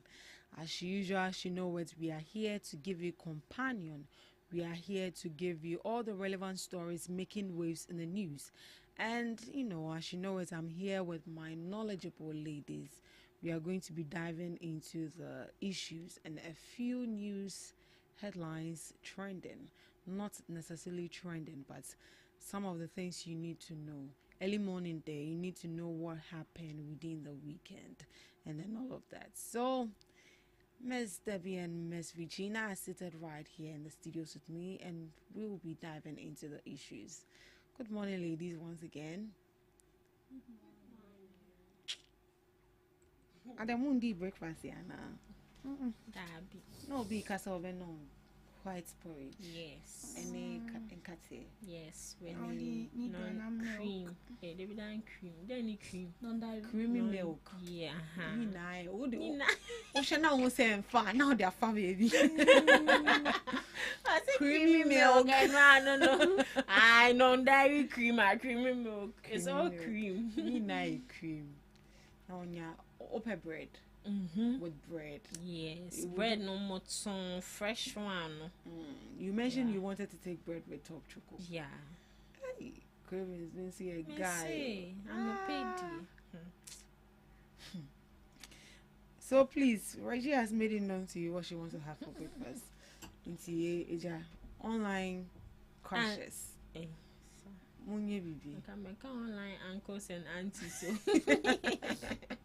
Miss Debbie, what about you? Share, you know what God can do? Oh, I'll be taking watch in the afternoon, but this morning, I just need something like tea with what's the name? I bought some cookies. Ooh, today so I'll be taking. I see. You bought some in only one. Right. Thank you so much for joining me once again. We are going to be looking at a few news headlines. Yeah, it's going to be a very conversational segment before we have our guests joining us. Right, so for the first issue, students prefer multi-faith schools to single denomination institution, and this is according to a study. The nationwide study on religious accommodation in senior high schools has revealed that most students prefer multi-faith learning environments over single denomination institutions. The research, which was conducted between December 2024 and December 2025 by Sanen Institute across multiple regions of the country. Speaking at a stakeholder engagement organized by the institute, its executive director, John Azuma, said the findings show a growing desire among students for inclusive school cultures that respect different religious identity and promote emotional well-being. According to the study, thousands of students reported that schools with mixed religious populations provided richer social experiences and greater emotional comfort compared to single denomination schools. More than 90% of students surveyed said they had friends from different faith backgrounds, even though many admitted have limited knowledge of religions other than their own. Researchers say this suggests that multi-faith schools encourage social cohesion and peaceful coherence and coexistence. However, the study also highlighted significant knowledge gaps. More than 80% of students and social and school authorities reported little or no knowledge of religions outside their own faith. Some students in mission-based schools said compulsory participation in certain religious observances increased anxiety and in some cases caused emotional distress. Others reported feeling confused or uncomfortable during unfamiliar rituals or deliverance services. Interestingly, the research found mutual concern among students of different faiths. Muslim students in Islamic schools expressed concern about how Christians' peers were treated, while Christian students in mission schools advocated fair treatment for their Muslim classmates. Professor Azuma stressed the need for national guidelines to ensure that religious activities in schools remain respectful and voluntary. He emphasized that no student should feel marginalized or traumatized because of their religious background. Miss Debbie, what does this mean? People choosing is that people choosing mission school over other schools. And also people choosing like domination of male and female, that's mixed schools than single schools. I think everybody has their own reason. People feel like mission school because it has sort of like the when is at this saint people have this notion say it's a religious based church, and so when they go to that school there will be what is it stricter? Yes, it will be kind of stricter. They'll be forced to comply by the rules of the school. So we had instances where there was a banter between this. What's the name of the school again? This senior high school plus Muslim. Yes, is it Wesley Girls? Wesley Girls versus the Muslim issue we had, where the Muslim were complaining that they were being forced to, abide by the rules of the schools. Okay, but that is it. If you want to go to mission school, it's like that. Even if you are not from a Catholic background, you go to church on Sundays and they use a rosary, so you are supposed to get a rosary as well. They do their mass. You are supposed to partake in it because that is the rules of the school. You cannot do without it, and that is the same way when you are being enrolled into a Muslim school. You cannot do away with is it hijab or hijab? Hijab. You have to wear it. It's compulsory. The only thing is that they won't force you to pray. They won't force you to pray when the Muslims are praying. That is if you want to join, it's a personal decision for you. But they won't force. But as for the hijab, you are supposed to wear it. It's very, very compulsory. So I feel like people choose schools based on all these things. They feel like when I go to this schools, maybe I'll be too compelled. So why not choose this school? Or maybe when I come to this school, the discipline is okay. So I'll rather prefer this school than the other school. And sometimes I've went to a single sex, JHS, it was single sex, SS, it was single sex. I only went to mixed school when I go to the university. So we have people who prefer going to single sex school based on their own, or sometimes parents influence children to go to single sex school instead of mixed school. Some children prefer going to mixed school than single sex schools. They have their own preferences. So I feel like for someone to choose between these two, it's based on something. They will not just stand up and be like, oh, I want to go to this school. It's based on something they've seen or something that is compelling them to choose one of these two. Yeah. So it's all boils down on one thing, and that has to do with the rules governing these schools and how safety it is going to be for you. Yeah. I feel like it gives you the flexibility when you're in a multi-faith school rather than a single denomination school. Mm-mm. You think so? Mm-mm. You think it's not flexible when you're in you think you're not flexible? I want to get it very well. No, you continue. I want to get what I'm saying is, I think, in my opinion, it's flexible when you're in a multi-faith based school. It's not necessary. Maybe let's take Roman Catholic. I'm sorry if let's say Roman Catholic. When you're praying the rosary, you don't have a choice. You pray. When they say the sign of the cross, you don't have a choice. You do it. But let's say you have just a school. Anybody across anywhere at all if you're apostolic, if you're a Roman Catholic, you can come and join. I feel that allows them to learn from each other. Apostolic, you learn the way the apostolic people do their things. If you have a friend from Methodist, you learn how they do their things. But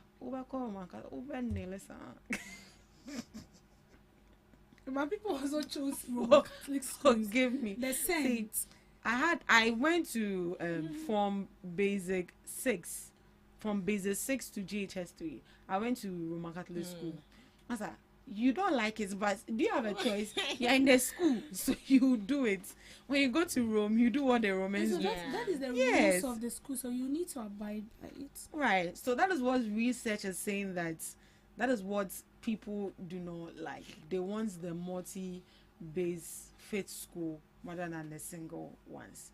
Miss Regina, have you had any experience with such? Okay, so I've not really had any experience with that. I think school it has to do with Christians, church, and not Roman, not Catholic, not Muslim, but we are mixed, but mainly it's Christian staffs. So when it comes to either praises or worship, they do it. If it's from Monday to Thursday, everything is Christian based. but for Fridays are dedicated for Muslim prayers. So I would say one thing that I really like is most schools make sure that they balance it. It's a 50-50 for each religion. And I also feel like, as you are saying, ebi akwa mission school be that's what you're supposed to do. Whether you're Muslim, you're Presbyterian, you're Pentecostal, whatever, you don't have any choice than to follow what they are doing. And also just imagine a Christian picking a Muslim school, and at the end of the day you get that Muslim school, sorry to say, mind you, everything there is about Muslims. The language, their doings, even the food they eat is about Muslims. Just a BBI is about them. So you find it very difficult to adapt to whatever that is going on. And just imagine, Omoka say, come and join the prayers. And they are prayers, I think 5 times a day. Yeah, 5 times a day. Masa, 5 times a day. In the morning. Then, 5, 6, 3, 12, 1, 3, then it's come back to 6, and then it rotates. And to the imagine so school enough 5 times we are all bomb pie. It's a good thing. I think one thing I like about the aspects of Muslims, they are very disciplined when it comes to their prayer. Wherever they are, they will pray. Even by the roadside, they will do it. But you know, Christians, you can even procrastinate. Oh, when I get them, I'll do it. Not omurefi. So I would say that when it comes to this single denomination schools, it's very difficult and it's not flexible, and some of these students will even feel odd. So the study said that some students in mission-based schools said compulsory participation in certain religious observances increases anxiety and in some cases causes emotional distress. I think I've experienced that before. When it's time for mass, I'm like, oh my god. I have to do it. But you have to so go. I feel like before you are choosing school, you should do a thorough investigation about that school before. You don't just choose schools because you feel like your colleagues are choosing the school, so you're also going to choose. No. So you try to align that with your faith, because someone is coming from a Christian home, another person is coming is the parents are traditionalists, and the other one is a Muslim. So if you don't, I've seen instances where a colleague of mine got a boys' school. A female. Yes, and she has to go and, you see, if people are choosing schools and you also go about choosing without, finding out or getting guidance from someone, you end up choosing schools that as a female quite a boys' school. Okay, so it doesn't work that. So I feel like there should be thorough investigations. We have parents who are very picky of the type of schools their children goes to, especially when they know that maybe you are from a home that is a Muslim home or a Christian home where every day you pray, every day you go to the mosque. You have to get a school where they feel like you have to continue with such practice so you don't get lost. See that they be a cancer, you see what train a child what the way it should go. That when they go, they won't depart from it. So they want that kind of discipline to continue. Right. But don't you think that the mission schools are less expensive than the multi-denomination institutions? Because the mission school, they say that I say like you said they are less expensive. They are less expensive than not really the free one. The multi for JHS is not expensive, but for SSM, senior high school is expensive. Yes, especially if they are private and they don't have any collaboration with the government. It's expensive. You will have to pay for it. You have to pay for it before you are being admitted into that schools, especially schools. So as I was saying, the single sex schools, we have this cent attached to it. Those schools are kind of expensive because they are private schools. They are not government senior high school, so you will have to pay for it. And everything they do is by a year. Can I say they have the rules and you have to go by it. Like they have this sort of discipline. But when it has to do with JHS, we have the REC JHS, it's free. We have the EP, it's free. But a senior high school now, it's expensive. It's expensive. Because the mission schools that I know, okay, the one that I attended is less expensive because the government takes a percentage of it. The government in a way supports the school, and the church also supports the school. So it's not fully like government or private or something. It's So I think okay. maybe because sometimes the fees are a bit moderate and it meets to the. But we have other universities. We have Methodist University. We have Pentecost University. Don't you pay? You pay. Yeah, you pay. It's a mission school, but you pay. You pay. Right. Let's move on. 24-hour economy will incentivize, not force businesses. Presidential advisor on the government 24-hour economy, Gozi Tano, has clarified that the policy is designed to encourage businesses to expand production voluntarily rather than compel them to operate around the clock. Speaking in an interview with the Ghana Broadcasting Corporation, Mr. Tano explained that the government's approach will focus on creating the right economic conditions for companies to grow, invest, and employ more workers. According to him, the success of the 24-hour economy hinges on improved productivity, increased industrial capacity, and a business climate that makes expansion financially viable. He stressed that when firms are already running at optimal levels and see clear benefits in scaling up, they naturally introduce additional shifts without the need for directives from the government. In that regard, he emphasized that the policy is not about coercion, but about stimulating investment and strengthening the broader incentive framework that supports private sector growth. Companies operate on the marginal. If the marginal cost of hiring people and producing the next unit of output is less than the marginal revenue, they are not going to do it. So you can't force anybody to do 133. What you need to do is to create an incentive and environment that allows them to do that. Mr. Tano's clarification comes after President John Dramani Mahama signed the 24-hour Economy Authority Bill into law on Thursday, February 19th. The legislation establishes the institutional framework expected to coordinate the implementation of the policy, which is a flagship economic program of the National Democratic Congress administration. The government has argued that the initiative will help boost productivity, expand exports, and create jobs by encouraging industries, logistics providers, and service sectors to operate beyond traditional working hours. I think this clarification is fair, or you think we need more clarification on the 24-hour economy bill, Ms. Regina?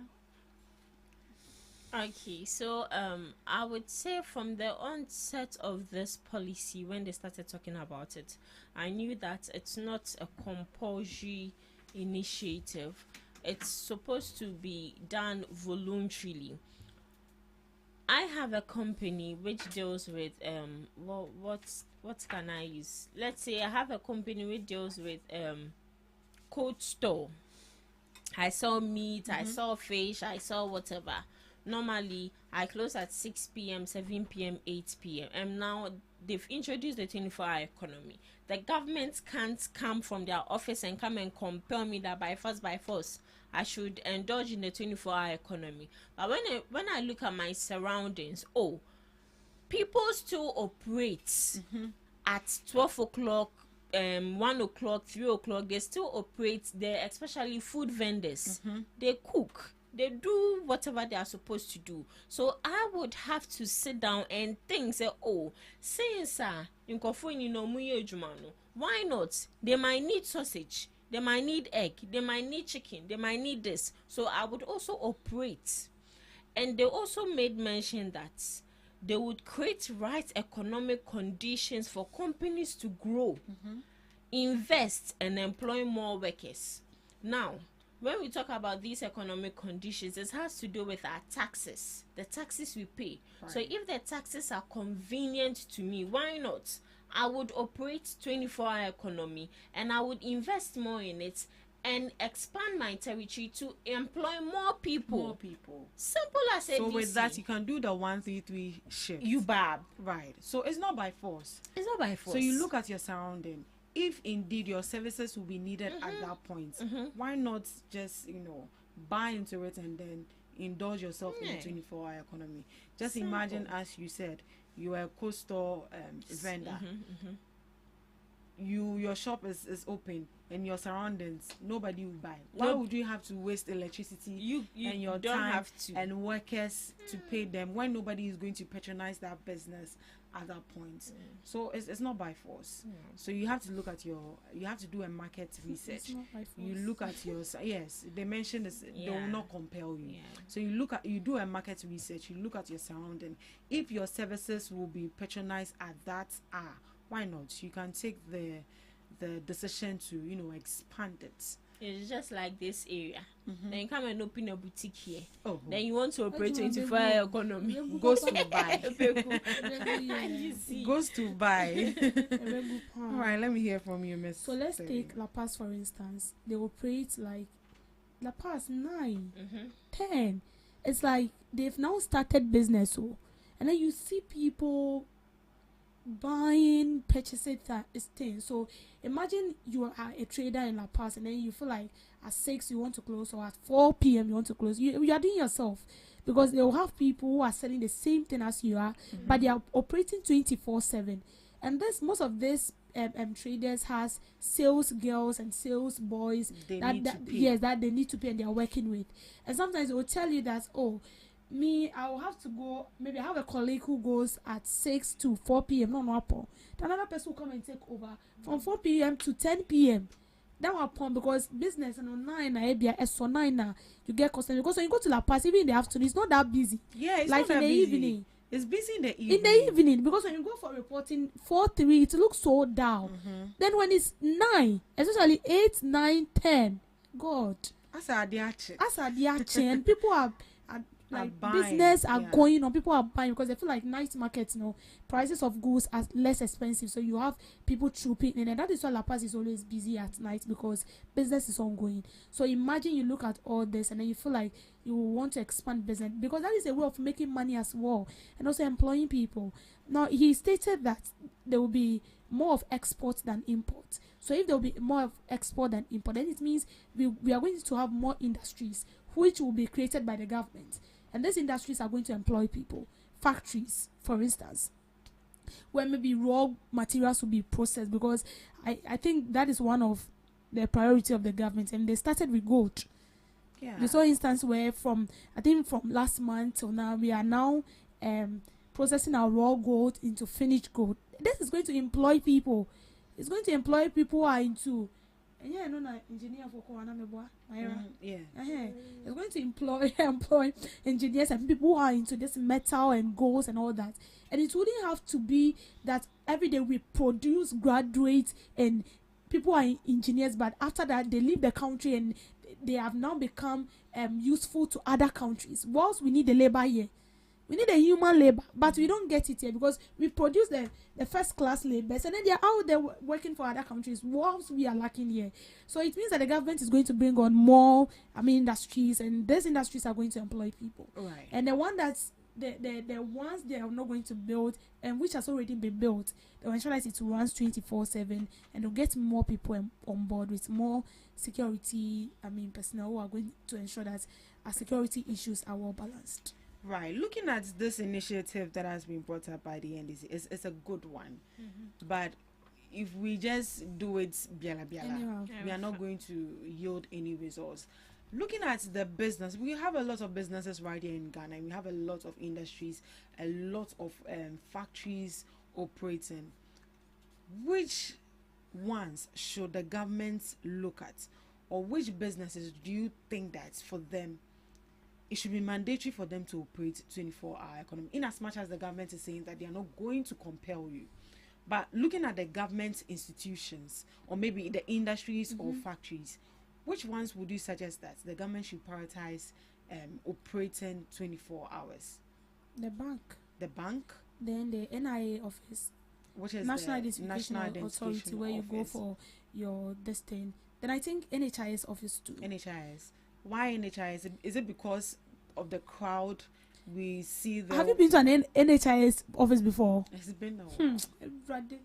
you can sit there the whole day and they'll tell you that they have problems, so you have to go and come back. But people are supposed to be sleeping at that time too, don't you think? Yeah, so I feel like it can run 24/7 without you even going to the office. Okay, that is that if makes sense. It's being connected digital. We are in a digital world, so you can be in your house, but the people who are supposed to work are supposed to be in the office. Okay, so the processing and everything should be done. Yes. But the physical card, you only get to pick it up maybe in the morning. In the morning, so when you are done with the process on your phone. Right. Yes. Then I think our factories, most of these factories are private factories, okay? And before the governments can come in, they will have to collaborate with these factories, like factories that produces. We have factories that produces manufactures and also process raw materials into finished goods. So these factories are going to help. Then passport embassy. Our embassies and then the passport offices. So they should also operate 24 hours. Just as we saw the issue of Burkina, assuming that embassy was open, you could have just simple crime there. I think the pharmacies should also operate 24 pharmacies hours. They operate 24 hours. How many? The ones in my areas, How in my many? area, they are more. How many? They are there. Most of the times by 11, no more. The pharmacy, is it the petrol stations? They should also the petrol, they work 24/7. But not all of them. But now they've stopped it. Most of them have stopped it. Okay. I think it's due to security issues and robberies and all that. Right. So if we are looking at all this, then the government has a lot of work to do. And I really want to get the banking sector straight. How is it going to operate? Because I don't understand. It will operate. Is it mobile app? Is it like mobile, people can do transaction even at midnight, or physical entering into the bank and cashing out, doing everything normally? Physical, because if this thing becomes normalized, it wouldn't be difficult for you to wake up at 12 to come to the bank. That is if everything is working. If the security is on board and you know that your safety is guaranteed, you can walk from your home from like 12 a.m. and still go to the bank to withdraw your money. It will become normal, like how we walk in a day. So this whole thing, I get you, but what I'm trying to say is that this whole 24 hours, especially with the bank, it can only work when this we normalize everything, and then the evenings becomes normal, like the day, how we walk about and all that. So you can come out from your house like 12 and still come and withdraw your money. And even, like, go to fact check whatever you want to do in the bank. And you can better still do it on your phone too. The issue, going to the bank will not be a problem. But you see, that is why I'm saying that if the security and everything is intact, and then you know that your safety is guaranteed, you can wake up like 12 and come and withdraw your money and go back. Even mobile money vendors, that's the problem. Because even mobile money vendors, even as at 5 p.m. Also 9, 5. Even 6. bankers, 4 o'clock they've closed. Yeah, 4. Even is it bullion van or bullion van? Even sunny day, they are robbing them. How much more midnight? Yeah, that one they have a clue. Okay. Yeah. They have a clue. They have an intel. I see that. But the 24 hours there, it's a good one. It's going to provide jobs for a lot of people. So on the issue of the 24-hour economy, this is from Kojo Oponkrumah. So 24-hour economy achievable with strong demand.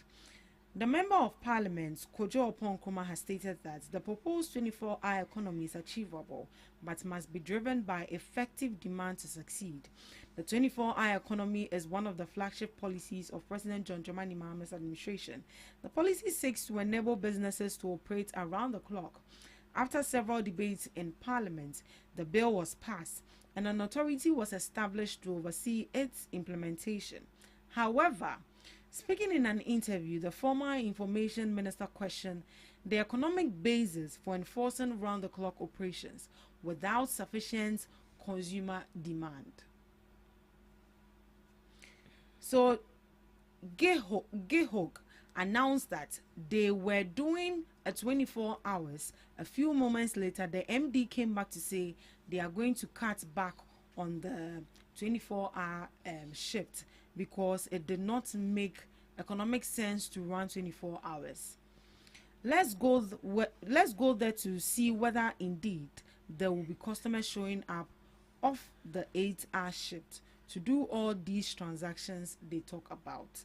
Mr. Oponkuma stressed that while the concept is workable, it must be grounded in strong economic fundamentals. So it is doable, but it must be premised on effective demand. When you have created an economy that has demand, you do not need to set up an authority to tell people to go and work 24 hours. Drawing a practical example, he added, if you run a cold store and at 11:50 p.m. there are people in front of your shop with cash in their hands, would you close your store? Of course not. Who doesn't like money? The other day in Parliament, we gave examples of cities that were running a 24-hour economy, but none of them set up an authority. You focus on creating the demand. So this is the cry from the minority, and particularly Mr. Kojo Oponkuma. He's saying that it's doable. It's doable if we put in efforts, better strategies, and we implement it well. Why not? But the issue is the demand. Just as you cited an example of the coastal, if people are having money in their hands at that ungodly hour, will you close your shop? Obviously not. You're not going to close your shop. You're going to make sure that you sell to people. Right, Miss Regina. Your thoughts. Okay, so I think it's a good one. Most your friend is saying this factories or water companies, they operate, and these companies they deal with, you kind of say help me, rubber factories. They deal with, you kind of saying 24-hour economy. Or they work around the clock. That be why. Why are you laughing? So they work around the clock. They work around the clock. So I'm saying you're not paying attention. She's not taking breakfast. That's because the demand is high. Yeah. I just wanted that name, demand. That was why I was fumbling. Okay. Now, in economics, they say demand, supply is high when demand is also high. Because there's no way, let's say, with the cookies you bought the last time, we demanded for it. Yeah. That is where you can have the opportunity to do it more for other people, then you supply it. But here lies the case: if demand is not high, how can you you can't supply it? Uberboka. So with this water factory I'm talking about, day in and day out, they almost try to use you every day because they are use you. They try 50 bags to say 200 bags go home. By the end of the day, ebesa, because people really take it day in and day out. Now with the rubber factory also, this Bengu rubber, Chinese 600 or more better, because day in and day out, Bengu, of course. And a Bengu na yedin rubber ni use biom. You're touching na you use for. But they said it's bad though, so we should. Massa, nobody hygiene buy a bola kind of bono. Who has been telling you that story? I don't even know. Were you there? Ampa. Miss Debbie. Yeah, so I think he stated that the 24-hour economy is not a problem, but how well we are going to sustain it or how well we are going to go about this whole thing will tell if truly it's going to work or not. So he made mention of something that let's start and see whether customers will come at 10 or 12 to come and buy something from your shop, okay? That is why, first of all, we stated that, you see, when everything is in play and as a customer, you feel like your safety is secure. If I feel like my safety is secure in Ghana, do you know I can wake up 1 a.m. alone and walk from my house to the shop to buy something and come back. But I know that my safety is not secure even at 10 p.m. So I have to be in the room. Because going out at 10, 11 p.m., you don't even know who you are going to meet. Is that they take your phone, they rob you and all that. So this whole thing about 24-hour economy is very good, but how we are going to go about it will tell us whether it's going to succeed. The initiative is going to succeed or it will collapse on the way. But all the same, Let's see how it goes. Let's see how it goes. I honestly can't wait for them to, fully have it in operation. Because honestly speaking, if they flop, I think that would be the downfall. That would be. I don't hear NDC. No, if I say at some point, that doesn't mean say. Because you support it a lot. I support the 24. And you've been very vocal about it. So imagine. For me, I feel like if the NDC fail to, implement this fully, of which we are not wishing that they'll go to opposition. Straightforward. Maybe we might give Bawumia a chance. Never. I would like to go to Israel. Never. Please. You are not in my shoes. I think I want to go to Israel. We'll bring in a different person, but not. Who is that? Chada. Not. We'll go and take Goom. Or I'll stand myself. Yes. Right. Thank you so much, ladies, for joining me for this few hours. Miss Gina, your last words. Madam Rose, you are no good. She's on your nerves. Okay, so my last words, everyone should make sure to get a sumptuous breakfast this morning. I'm heading out to get mine. Any motivation? Motivation. The only thing I would say is that keep doing what you're doing. Don't lose hope. Don't give up. Giving up is not the only option. Exactly. You can still make a difference. Yeah, you can still make a difference. Thank you so much to my beautiful and brilliant ladies. Thank you so much for joining me. Our guest is in. We'll go for a break. We'll be back. Are you ready to amplify your business or brand's reach and make a meaningful impact in Ghana and beyond? Partner with GhanaTalks Radio today to connect with a diverse audience across Ghana and beyond. Elevate your brand through on-air promotions and social media. Boost your brand during prime time. With GhanaTalks Radio, you can extend your reach across digital platforms. GhanaTalks Radio is not just a station, it is a community hub where your brand becomes part of the conversation. Join us in fostering connections, celebrating culture, and making a lasting impression. For customized sponsorship packages and enquiries, email contact@GhanaTalksRadio.com or call +233 202 544614. GhanaTalks Radio, giving the youth a voice.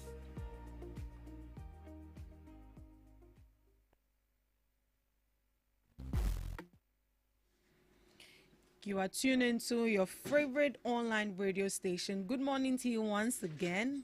This is the GhanaTalks Breakfast Show right here on GhanaTalks Radio. We're streaming live on Facebook at GhanaTalks Radio, on YouTube at GhanaTalks Radio, and on X, formerly known as Twitter, on GhanaTalks Radio. You can send in your comments. Let's engage. Let's know what you also think about the topic we have on board for discussion this morning. Right.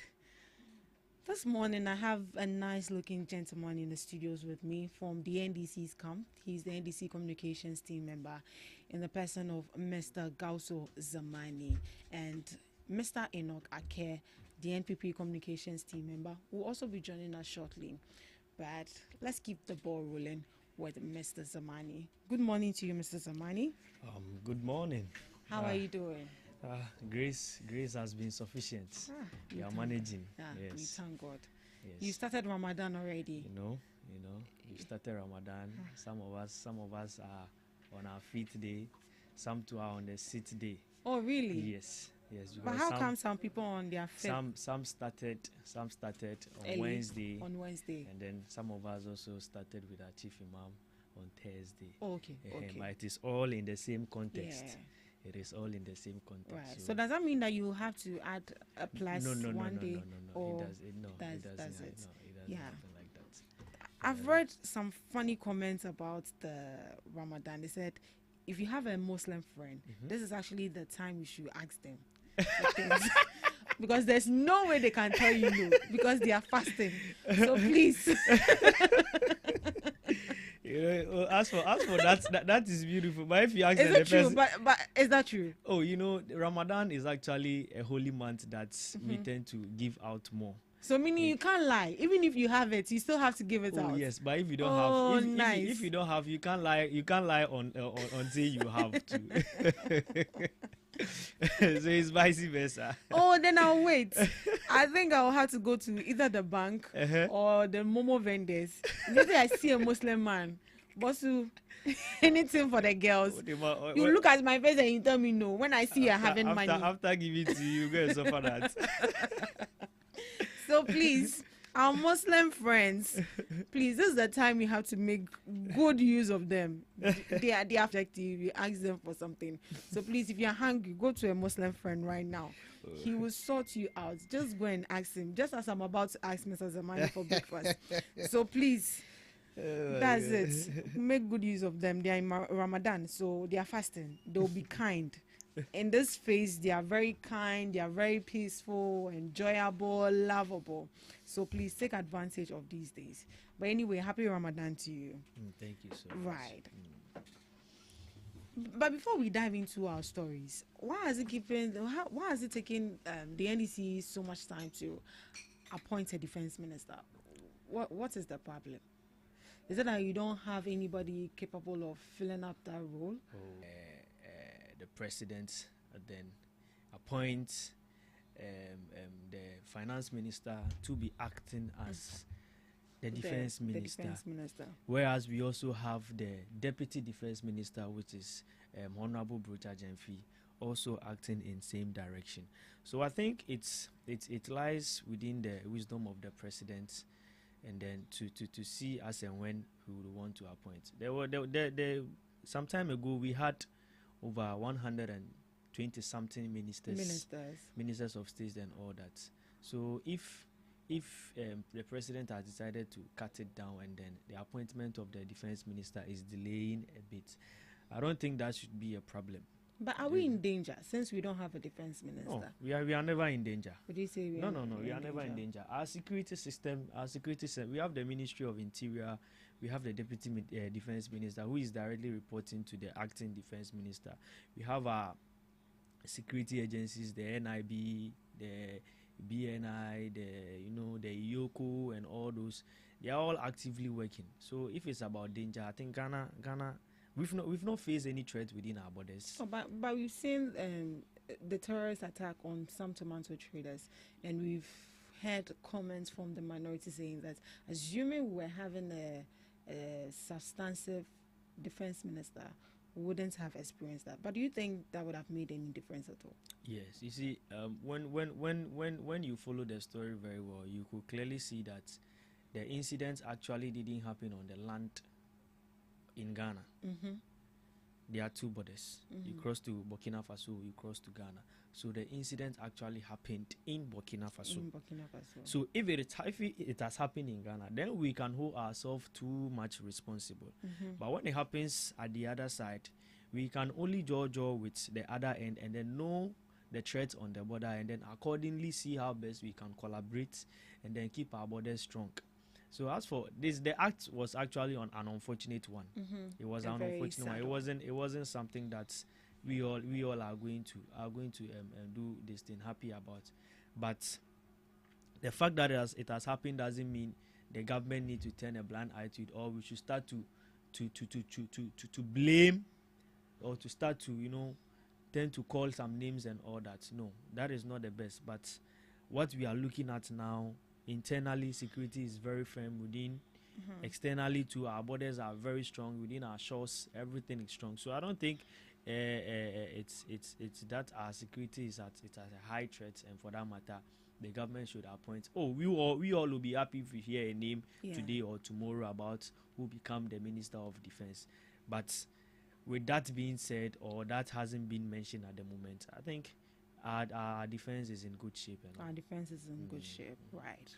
That was just by the way. Yeah. At this juncture, I think we're going to dive into the main topic for discussion this morning. Okay. Well, there's been a growing concern for the call of a third force political party. Okay. As you know, it in our country, it looks like we have just two political parties, which is the NPP and the NDC. If the NPP rules for 8 years, obviously, you know that NPP. Government will change, the NDC will come, and if NDC also comes to rule, you know that NPP will come again. There's been growing concern for a call for a third strong political force. So the Speaker of Parliament, Alban Bagbin, has called for the emergency of a third strong political force, saying it could strengthen our democracy. through border competition. Speaking at a political inclusion and consensus building forum, which was organized by the African Center for Parliamentary Affairs, Bagben reflected on Ghana's political journey since 1992.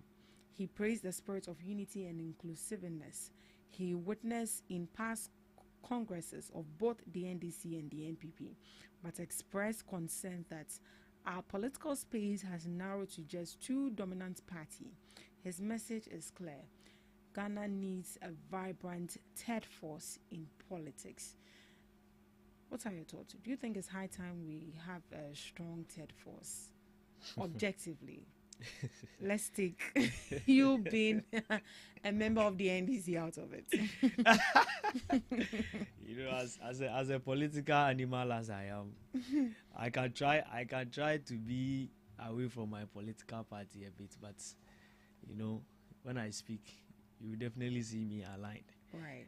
But with that being said, before I go into the topic, I want to say a very good morning to your listeners and then all our viewers. Before coming here, I had some friends that were texting me that we are looking forward to you and then Yawake. So I'm sure everyone is actively online. They are watching. Everyone is actively online watching. So so the call for a third force is actually something that is a conversation that has popped up, and we cannot denounce or reject that conversation.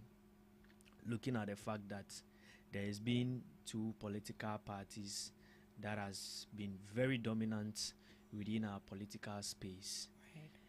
But what we are going to, the basis on which we are calling for the third party or the third force is for the strengthen or for us to strengthen our democracy.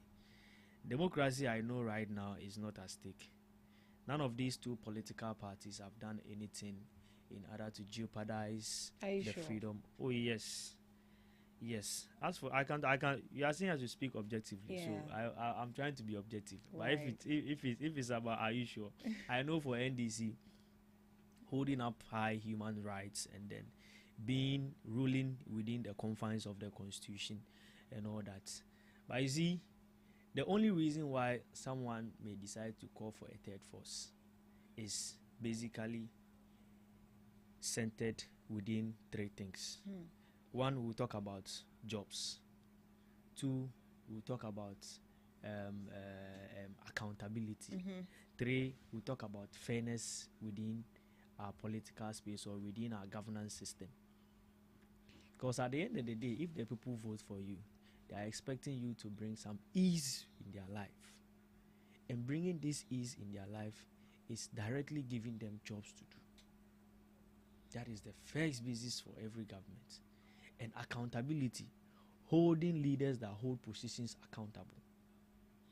Whereas we get people to do what? Account for whatever spending is being made in government, whatever action is being taken in government. And then fairness, treating each person equally, where everyone becomes equal before the law, where we don't see the rich being higher and we don't see the poor being somewhere. This is the basis on which I think someone will be calling for a third force. And for all we know, calling for a third force, do you think it's going to materialize? No. It is never going to materialize. You think it's never, even in the advanced developed country? Let's take US for example. It is either the Democrat or the Republicans. When you go to the UK, it is either the Commons or the other side of the house. So as for the dual political party system, it has come to stay. But what we need to do is to follow up for proper accountability. Always, what the problem I have with Ghanaians is simple. One, this time around, Ghana for say we've tended to monetize our political space too much. And for that matter, when we vote for the government, the thoughts to hold them accountable to their promise become so low. Because one, nipa neko pray for election, you made sure say, oh, GBBF free no. This is me being very sincere. But if you vote based on policies, based on ideas, then nipa ne be gyina na se wanye de o kan se obeye na, then you can take the person up. Not when say wo de won sa hye with them reframe. Now we to baby say, oh, my to about my newie, the omupe bia onye, let's wait for another 4 years and then we can vote them out. It doesn't happen like that. Independence, we didn't get independent on a day. It took process. Yeah, it went through time. People suffered for it. So if we have gained this and today we have a country of our own and we are going to quietly sit for people to run our country down just like that, then I think we have to blame ourselves.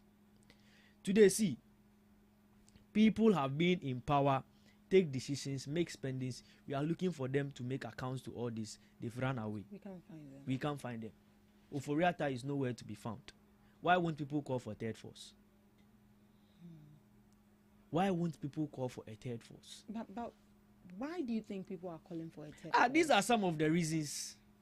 My sister, these are some of the reasons. Accountability, overspending. You understand me? So they believe that if another political party should come into play, all these people will be called to book. Nothing will happen if another party is called into place.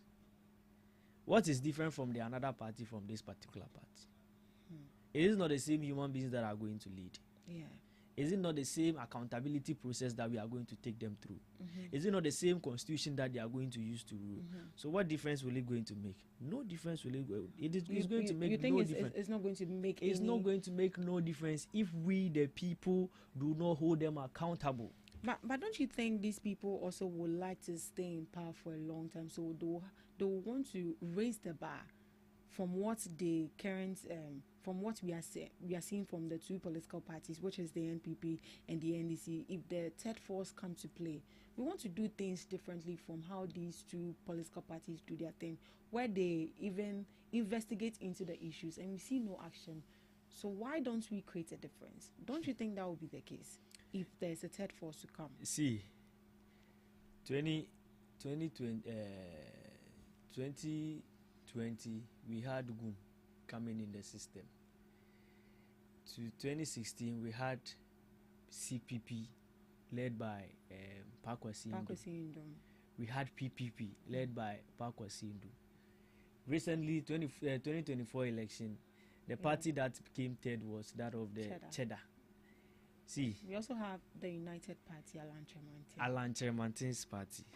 You see, for a political party to sustain or to live in this our system, you need structures.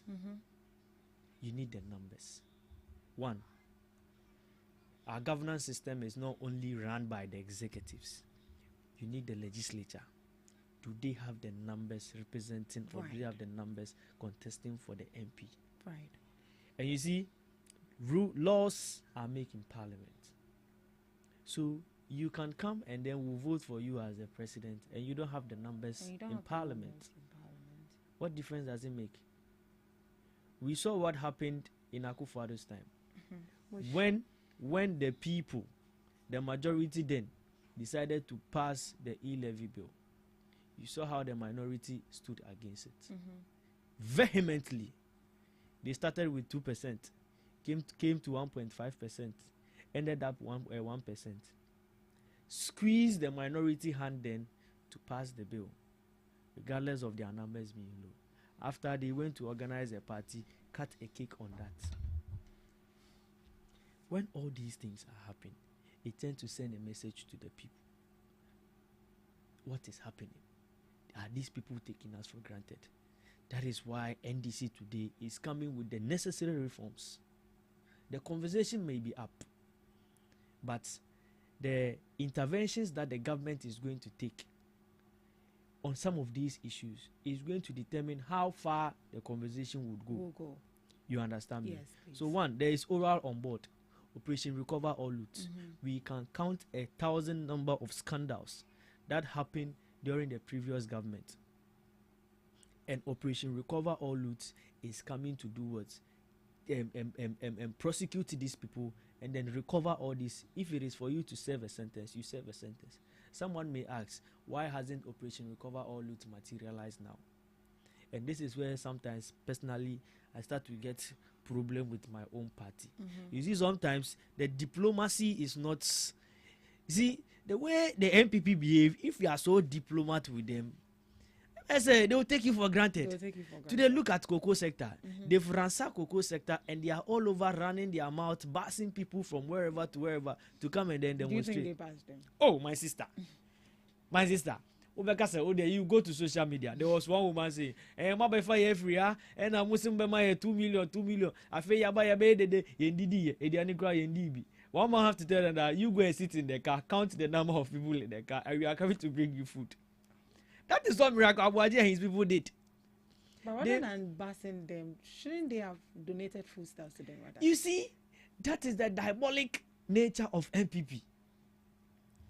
That is the diabolic nature of MPP.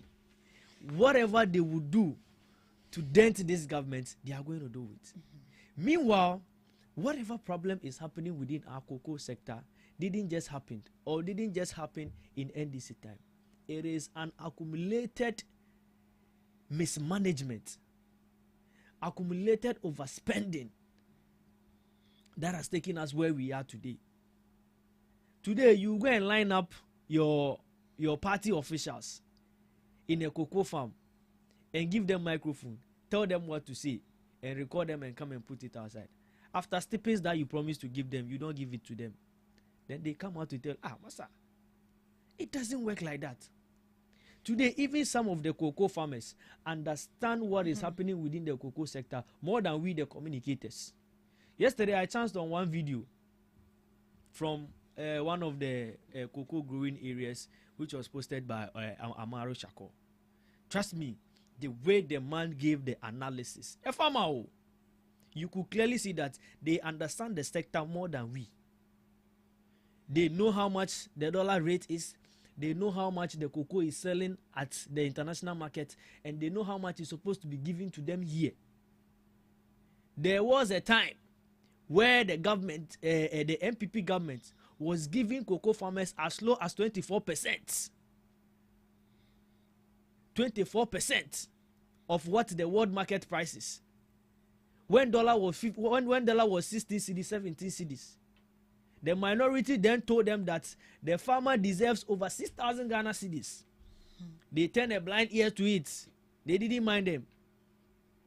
Today, if the majority, led by finance minister, promise the farmers that this is the price at the world market, and for that matter, we are going to give you this percentage of the price. And we all can attest to the fact that the price has drastically reduced. The price has reduced. And for that matter, the price being reduced, we are going to go what? Accordingly so. Because Ghana, we don't print dollar. And this cocoa is being bought in dollars. My sister, you get me? Yeah. The cocoa is being bought in dollars. Right. So if the price has reduced, and today the finance minister is telling us that cocoa farmers, and you see, this is one thing that I'll plead on our cocoa farmers and then our listeners. They shouldn't feel like whatever has happened within the sector, the party, NDC, or the government is so happy about it. No, the government is not happy at all. Today, when you go to the growing areas, all those who had sold their cocoa prior to the reduction of the price at the world market before February are being given the promised 3,600. Because I see cocoa na wa carry e di ama cocoa crachi no yenti so ma o ye ma 3,600 no ko abanya ko bobusi abase this ask can be ma. So that is the intervention government is doing. And you see, these are reforms that the NDC government is taking to ensure that the country that we all want, we live in. And for that matter, if you are calling for a third force, then the third force should come and then eradicate the NPP party. The NPP? Yes, should come and replace them. But the third force is there to, make the race a very competitive one. Because as it stands now, do you really see the competition between the two parties we have now, which is the NPP and the NDC? My sister, the NPP in the last election lost drastically. So you see no competition. That was competition for you. They lost drastically. That is a proper competition for you. He told you that the people are clear in their mind. The people know what they want. And they went out there all for them. Right. So they go to parliament. How much is their numbers? They have only 88 MPs. What was the vote difference between your mama and then Baumia? You see that thing? So the people were clear in their mind. That is proper competition for you. It doesn't have to be a mean margin for us to know that, oh, the contest has been... The comparison is there. And then we decide on that. Right.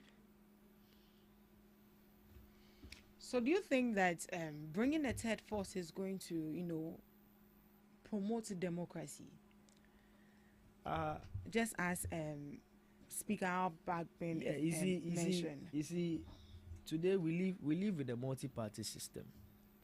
We live in a multi-party system. So as for the third force, anyone can just bring up any political party, depending on how their structures is, and depending on how they are going to do their work, is going to determine their firmness within the space. So nobody is stopping any third force from arising. From emerging. Right. Nobody is stopping it. We can have third, fourth, fifth, sixth force. We can have plenty forces. But as for the strong competition between the two political parties, it will always be there. It will always be there. Will always be right. there. What challenge do you think that the parties, you mentioned the PPP, the CPP, we've seen the United Party, we've seen a whole lot of them. We have GOM, like plenty. What do you think are some of the challenges they face when they want to, come up front to even stand for flag bearership to be voted for? One, I think they lack infrastructure, experience, and even the political numbers. You understand me? If I say infrastructure, I mean these political parties do not have the necessary requirements in order for them to operate. And then again, we look at the experience. These two political parties have been within the terrain for a very long time, and for that matter, they know the dynamics, how it works. They even create them. They create the dynamics themselves. So if you, the third force, is emerging, you have to come very strong. And the political numbers, just as I say, today when you go to parliament, it is either MPP or NDC. Or NDC. Even if you go as an independent candidate, you need to align with any of these two sides. So these are some of the things that I think whatever third force we want it to emerge. Right. These are some of the things that they are lacking. They are lacking. Yes. That is why it's becoming difficult for them to, be elected for. Yes. Right. Yes. We have joining us right in the studio Mr. Enoch Yao Ake, the NPP communications team member. Good morning to you, Mr. Enoch. Good morning. How are you doing? I'm fine and stressed. Hey, today they are late, Papa. I'll be fine. Papa. You talk back door. You talk back door. Right. So we are already on our first topic. We're even about to wrap up. Right. That has to do with a growing concern for a third force. And this has been another call from the Speaker of Parliament, Alban Bagbin, that there should be a third force. And he made mention of this during the Political Inclusion and Consensus Building Forum organized by the African Center for Parliamentary Affairs. He said he has witnessed past congresses, both from the NDC and the NPP, but expressed concern that our political space has narrowed to just two dominant parties, which is the NPP and the NDC. Then he also made mention that if there should be a third strong force, political force to emerge, he see as being more strengthened in democracy through broader competition. What are your thoughts on this? Do you think it's high time we call for a third force? Abam Babin said that. Yes, he said that. Then you should go and create it. You should start for us. You are in a strong political party and you want a third force. Then maybe you should start that. You see, if you understand the political terrain here in Ghana, you understand that this is practically a two-party system. There is no way. There may be some years to come, but currently in our political terrain, there is no way we will have a third force. No. Why? Oh, clearly we've seen that it is either the MPP or the NDC since the Fourth Republic, inception of the Fourth Republic. That is what has been there, and that is what has been agreed on. So for a third force to emerge, it would take a miracle. I'm telling you the honest truth. Is it that they are not competent or people do not buy into? The minds of the Ghanaian people, the electorate, have been psyched in a way that they have come to agree to terms that if NDC doesn't perform well, by that time MPP has learned something in opposition and we want them to come. If MPP doesn't perform well, we will punish them by going to opposition, where NDC, by that time that we punished them some years ago, would have learned a lesson and will come back. So the emergence of a third force will need a very deep understanding in changing the psyche of the people, tuning their mind that, you see, let's agree, we've had these two people, it's been years, we've given them the opportunity, what have they done? And we've already seen that messages from Cheddar and the likes. Yeah. But why is it not sitting with the people? Or you think it's the personality? No, Alan Chamantin was in a race. Someone who had a base in MPP wanted to become a flag bearer and left. Have you asked yourself why he couldn't even beat Cheddar? If you are talking about personality, Alan has that personality. He has a base. Why couldn't he win? It is because the people's mind have been psyched in a way that from Fourth Republic, where Rawlings came, and then Kufuor came, Atamils came, Mahama came, Kufuor came, then Mahama back. It is in the minds of the people that when one political party decides not to listen to us, we will punish them by sending them to opposition. By that time, the other political party would have learned a lesson and would have come back, just like what we are seeing now. They punished the MPP for certain things that they did by sending us to opposition and brought the savior. The savior came 1 year doing magic and now so you see, what is the so Ghanaians by 2028 will realize that no, maybe the NDC did not learn too much in opposition. Let's send them back to opposition and then bring Dr. Bawumia, who by that time would have learned a lesson in opposition and would have seen how to go about things, to come back. So the emergence of a third force would depend or will have much work to do in tuning the minds of the people and psyching their minds well. And you see, it shouldn't just be when you are going for election, then you come. That third force will have to be stronger and begin psyching their minds and will not join current election. About give yourself 8 years, 12 years. Your job the job you'll be doing is that you are preaching to the people their minds for them to understand, and not just preaching by words, and also putting examples out there, doing things to show that no, there is the need for us to introduce a third person in our race, just like an MP. Obi person MP, no MPP NDC. You know what it takes. You do developmental projects on your own. A+. Parliament. You say so you see, that person or that group will have to prove beyond limits that no, we have to forgo MPP NDC. Let's not forget, aside everything, these two political parties are things that one, people join on tribal basis. You can decide to neglect that fact. People join on policy basis. People join on friendship basis. People decide to cast their vote for them depending on the current economic situation. Okay.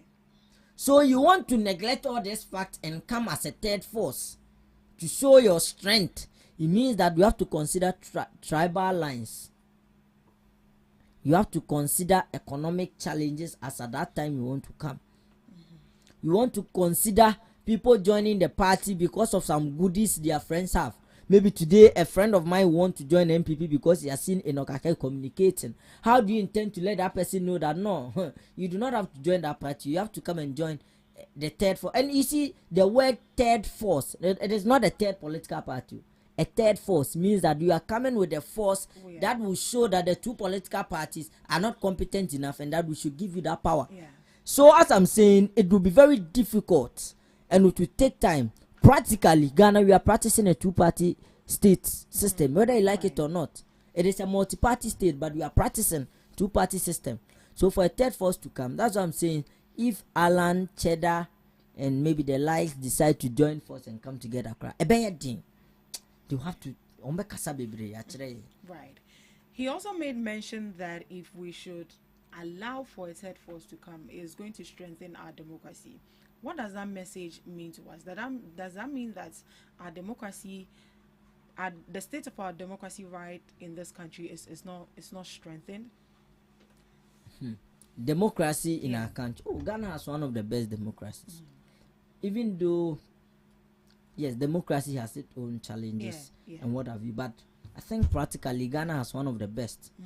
We do not have people who have come as president and want to overturn what the constitution says and I want to go for a third term. I'm not sure we've seen some. Maybe we'll see some in the coming days, but for past we've not seen some.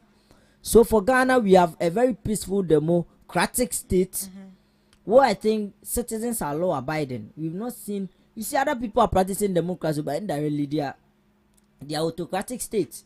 President no pay autonomy you understand? So I think it is not a third force that will make our democracy stronger or anything. So what practically we are practicing democracy because this is a I'm not sure when someone registers as a political party they stop that person. A multi-party state, but practically we are practicing two. So nobody is disapproving any other third force from coming. But the point is that the minds of the people have been psyched to these two political parties, and to take a longer while and more job before that mind can be tuned for a third force. So what we are saying is we have a very nice democracy we are practicing here in Ghana, and I don't believe a third force is what will make it stronger. It is already stronger because the constitution has given room for multi-party. Other political parties can join. If we do not have a strong third force, that does not mean you do not have that right to form your political party. No, you have that right. It is given to you. Right. Have you also heard comments of people saying that they are tired of the two political parties? We are tired of the NPP. When they come, they loot from us. When the NDC also come, they will also come and loot for us. So we are all waiting for it. But 7th December, they all go out and vote. So you see. So you think it's just their mind? They should have shown that in the 2024 election. Give it to Cheddar or Alan. Then we know that they are tired. It is not that they are tired. Though. You see, governance has its own challenges. What the NDC is facing currently, and yes, we are not aware or we do not know. They are crises and they come at every point in time. That is why, as of 2020, when COVID came, when we had Russia-Ukraine war and the likes, we were telling them to sympathize with us because you one day come into government, and when you come, when you have global challenges, we may not be able to help you communicate that message to the people. Because when fuel was hitting 17 and we were telling the Ghanaian people that, oh no, look at the global prices, it is now around 89. They were going down telling the people that no, it is as a result of the incompetence of the NPP government. So today, if cocoa prices are falling on global market, I will not side with you. Simply because they did also. No, I will not side with you because at the while you were telling the Ghanaian people that even though there is global price challenges or global prices has fallen, still there could be a way out where the government will absorb the cost and relieve the ordinary Ghanaian from suffering. So that's why you are bashing the cocoa farmers. Someone is bashing them. Allegedly. They are saying that. You see, today someone called. I went for a show. Someone called a maize farmer. And I was telling the NDT person, listen, you sit in Accra and you think, and that is arrogance of power. When we had DDP and the rest, MPP introduced them e-levy. And the Ghanaian people were complaining. We said, oh, NDC for Nakoshi Omochi. And you sit in Accra and you think, listen, Obiaton Koko, bags. Now what best slash it so over 1,000 Ghana cedis. Listen, over 1,000 Ghana cedis. And you think that that person does not have that right? Oni tema oni abadaye wonimu moja mfani muntino. The person should agree with your terms that you are telling him that there is global prices falling down. So that person should agree. But when you were there as Cocoa Board CEO with your government, at the time that the prices were surging higher, you decided to hold the beans, thinking that the price will go higher than that again and sell. You had an opportunity to sell at a good price, but you decided to hold it, thinking the price will go higher. Now, as a result of your incompetence, the price fell down. And instead of you to absorb the price, instead of you to absorb the shock from the global market, you are shifting that shock to the ordinary farmer, the 81-year-old woman who granted the interview. Have you seen that video? 81-year-old woman. Her whole life has been cocoa. For her years on this earth, a cocoa no dia shene hone ma. And you tell that woman that FOB, you tell that woman that global market price and unti 25 million. Onim se President Akufo-Addo ba ye 2017 na ye ton cocoa per bag 475. As a result of every challenge, do you know that under President Akufo-Addo there was a slight fell in global prices, but President Akufo-Addo didn't burden the cocoa farmer. Absorb the shock. That is what the government does. He raised it from 475 to 3,100 for that farmer. What at all will you tell that farmer to agree that you cannot give him even the 3,100 and President Akufo-Addo left him, but rather you want to give him 25 million? So when Yashiyama wasi ya obono krono. So you understand me? The farmer is not coming in terms with what we are telling him now. And it's not as a onim nyansa and onim nyoyo. But a government came and raised from 475 to 31 million for that farmer. And you are saying the farmer should come in terms with you today because there's a falling in global market price. And you, that same government in opposition, told them that global market price should not determine anything. The government should keep quiet. They are incompetent. And you went around promising them 65 million per bag. They decided to vote for you and you are telling them what? Today, maize from 600 to 180 Ghana cedis per bag. And even the 180, they are not getting buyers. Rice, they are not getting buyers. And you think your insensitiveness to the ordinary cocoa farmer, you think they are okay. And it is as a result of people coming to picket in front of Cocoa Board, they are MPP polling station people. Yakomo Obisika. You take it that way. And you see, if you are not careful, the ordinary farmer will want to punish you in 2028 as a result of your incompetence and also insulting their intelligence. That a certain group of people have gone to pick them to come and pick it. Instead of you to be sharing in their sentiment, you are not giving them the 3,600 and you are also insulting their intelligence on top. And I tell you, the farmers will punish them for that. Right. On the issue of, I know you want to react, but let me ask my question. I give you some time to, looking at the emergence of this whole third force and all of that. Do you think that as a country we need new political thinking or new political parties? My brother has said a lot, and the fact that the third force political party conversation has popped up. I think we can have it on and on and on and on, but all boils down to us holding these two political parties strongly accountable to their promises and then their words. That is the best way to go. As for a third force or a third political party, there we have them plenty. How are we going to determine the force? What is the metrics of determining how do you call it, high the force is? How are we going to determine the force? So I think as for that particular part, it has been said and agreed on. NDC MPP is going to be in the system for a very long time, as Democrats and Republicans have been in the US system. It is going to be like that. We will have them coming. We will have the third political party, 4 seats coming, and they are going to determine their own force depending on how they are going to do their jobs.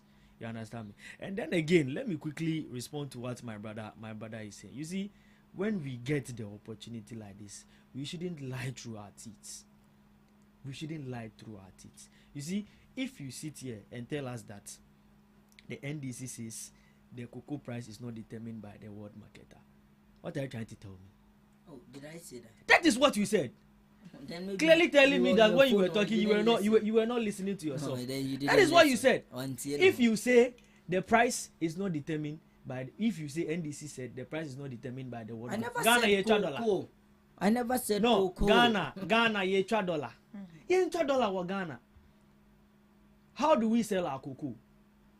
By taking loans, estimating what the number of tons we are going to get loans on that, and then we give it out. So, if you say you rose the cocoa price from 400 what cedis, 420 something cedis to 3,100, what was the world market price then? How much percentage did you give to the farmer then? See, no, let's be realistic. If we are here and we are speaking and we are telling our cocoa, you see earlier on I told you that even the cocoa farmers understand the sector more than these communicators. Hey, I'm telling you, because see, cocoa farmers today, and my you'll sister, be surprised. My sister, today, if you go to the cocoa farmer will let you know that whatever price is being determined by the government today, it is not controlled by the government, but as the influence of the price at the world market. You knew that. You understand me? Your time when dollar was 17 cedis, 16 cedis, cocoa price at the world market was 12,000 to 14,000 cedis. You gave the cocoa farmer 24% of that amount, pocketed over 60 something percent. Well, you don't lie. If you don't have the fact, don't lie. Don't tell me I don't have the fact. How much did you give the cocoa farmer? Pocketed 60%. How much did you give the cocoa farmer? Please. You gave the ordinary cocoa farmer only 24%. And today we all know the price at the world market. And the government today is giving the cocoa farmer FOB over 95%. That is a lie again. A palpable lie. Over 95%. And you see, this is what they don't know. Right from November, cocoa farmers are carry cocos. Edema cocoa cratchy for na yanya sika momo. And now buy uncle bobusia. Promise I buy promises say yeah, 3,600.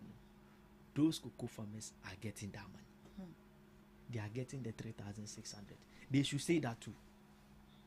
So if you are here and you are making comparison, and your comparison is typically based on bussing people from their homes, bringing them to cocoa board, who do you do cocoa board? So I feel what your mwako. What your mwasi cocoa board na uko. Ewe yanko fwe na mamunya bibindi. And you see, the videos are all over social media and they've seen it themselves.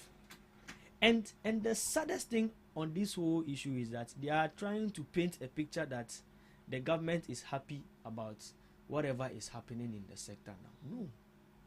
That is why today His Excellency John Dramani Mahama is telling us that we export the raw material too much, and that is why we determine on the price at the world market. But this time around, we want to set up systems and do what? Use more of our cocos locally, process them, so that we can get more value in do what? In exchanging it. What you now about you? Ebe then I'm on fretted force. What the high about you? So be abre. Dabida. Wait. They were more into na animal fretted force no. Yes, your mind ni mu ye. Actually, we say a quite way na pese yen faso. Ye wie na ye hwehwe mo sam be accountable na afi de mu hwehwe den ti ye hwehwe mo ayehumu. It doesn't happen like that. So if you sit here, watch how you talk and then watch the message you give out, thinking that the cocoa farmers don't know. No, they know what is going on. You see, I told you earlier, you can go on social media and you see it for yourself. We are in the same shoes with the cocoa farmer. We are sympathizing with them. We are telling them that it shouldn't have moved that way. But that is the reality we are facing now. You understand me? So if we have accepted the reality, and what you are going to do is to capitalize on that, throw out lies, say out all sort of tantrum. We are. Now you're afraid third force.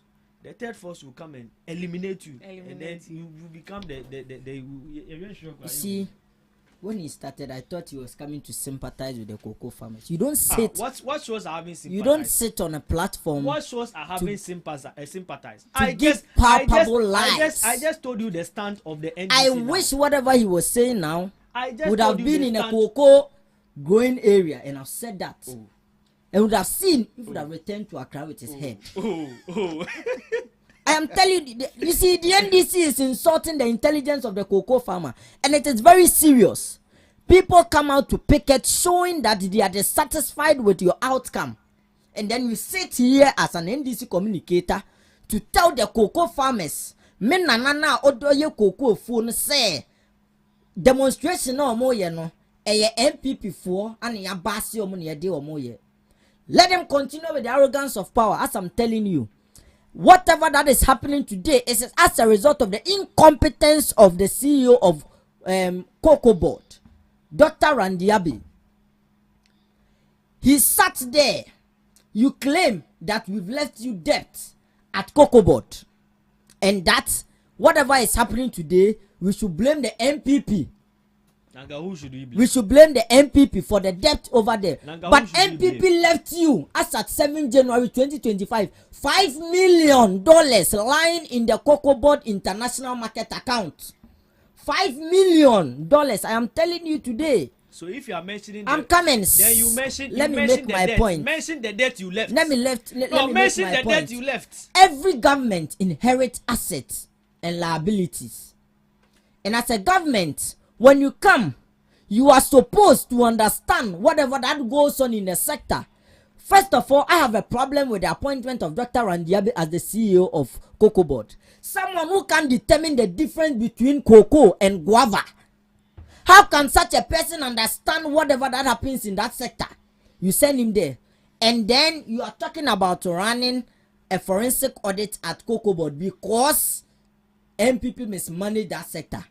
When you, in Mahama Government 1, 2016, you had your CEO, Dr. Opuni, the Republic versus Dr. Opuni and two others, Sedu Adongo and the likes, who caused financial loss to the state to a tune of about 271 million to the Ghanaian pocket, the cocoa farmer. Waboyenka Woba Abemu in 2025. First thing you did as a government was to discontinue the case, which is null prosequa. You discontinue the case regarding Cocoa Board. Obia Boyenka 271 million, who is facing trial to answer questions. You came and you discontinued that case. And you want us to sit here today and agree with you that Obia Jawka. If you want to run a forensic audit at Cocoa Board, go and start from Mahama Government 1, 2012 down to 2016. That is where Yejaka.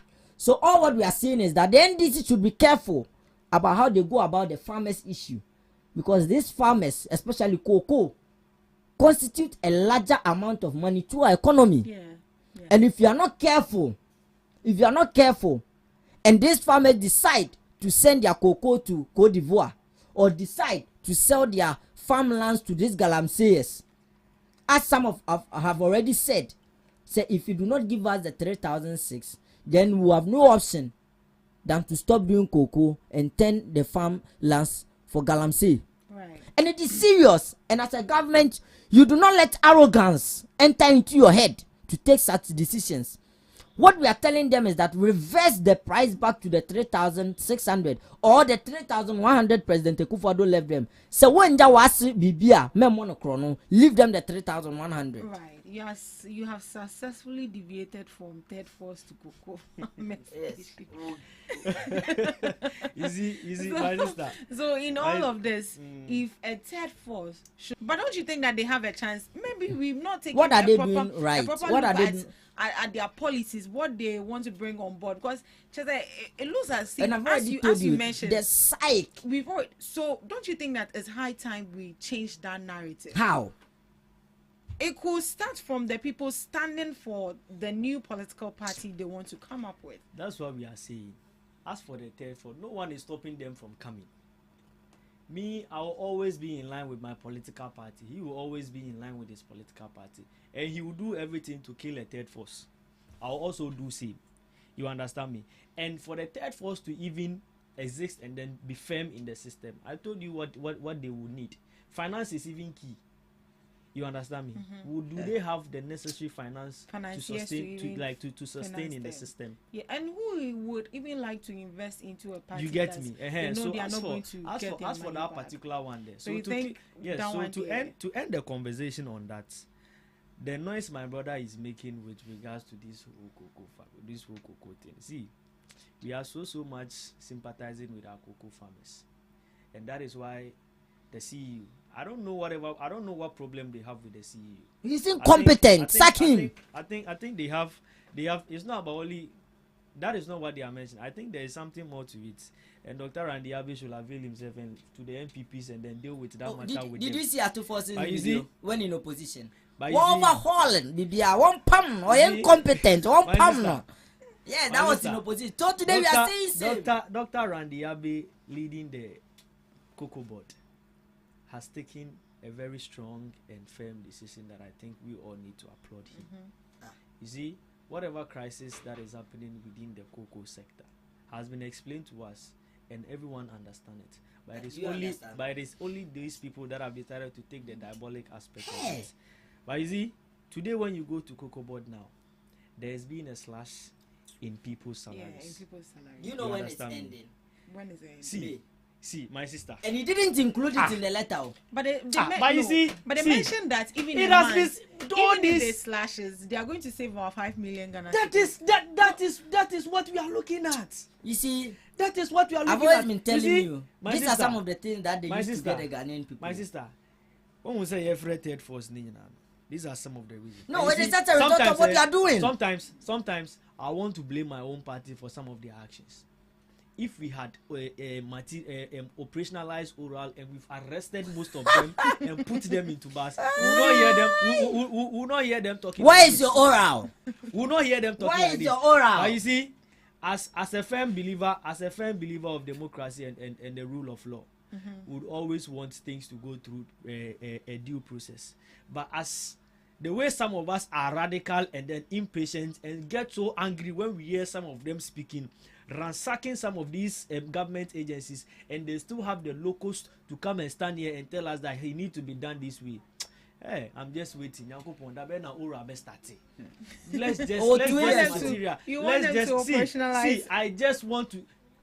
Hey, because how can you run a sector so low like this and then come and sit here and make money? Who ran the sector so low? You see, everything now comes back to how we are now reviving and then trying to strengthen the legs of Cocoa Board. My sister, this is going to be my last point on it. The farmer is not only suffering from it, even the workers at Cocoa Board are taking some slash in their salaries. And this, I think, is very commendable to the CEO. Would that return the money to 3,600? No, let's be realistic. You see those PR and antics. Those PR and antics is over. If you are speaking, I keep very. President Mahama, so when you are speaking, I am so quiet for you. Let's read some comments on Facebook. When you are speaking, I'm so quiet for you. This is from Gabi Kweku. Gauso Zamani, you are making a great point without lies. This is official Sasu. Okay, you are too much. You are doing well, bro. And this is from Maxeka. Two senior managers, and this is official Sasu. Last them. I don't understand what that means, but it's for Ake.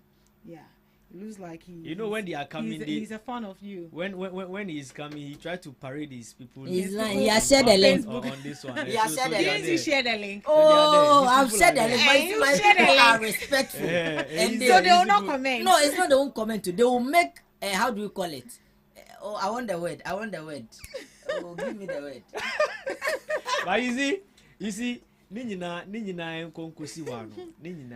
right. We have to start arresting some of these people.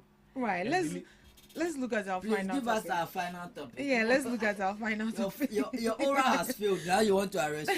Let's turn our attention to a major debate unfolding in Parliament over the proposed Security and Intelligence Agencies Bill 2025. The Minority Caucus has described the bill as deeply flawed, warning that it centralizes excessive power in the hands of the president. Minority Leader Alexander Fenyomakin says while his side supports reforms to modernize Ghana's national security system, the current version of the bill grants the president sweeping appointing powers, including the authority to appoint key intelligence heads without parliamentary vetting. According to the minority, agencies with cohesive powers and access to sensitive national data cannot operate without strong legislative scrutiny. They also argue that the oversight structure proposed in the bill is dominated by the executive, effectively creating what they call self-oversight. The minority is therefore calling for independent accountability mechanisms to ensure national security operations remain transparent and constitutionally granted. Ms. Ake, you are itching. What do you want to say?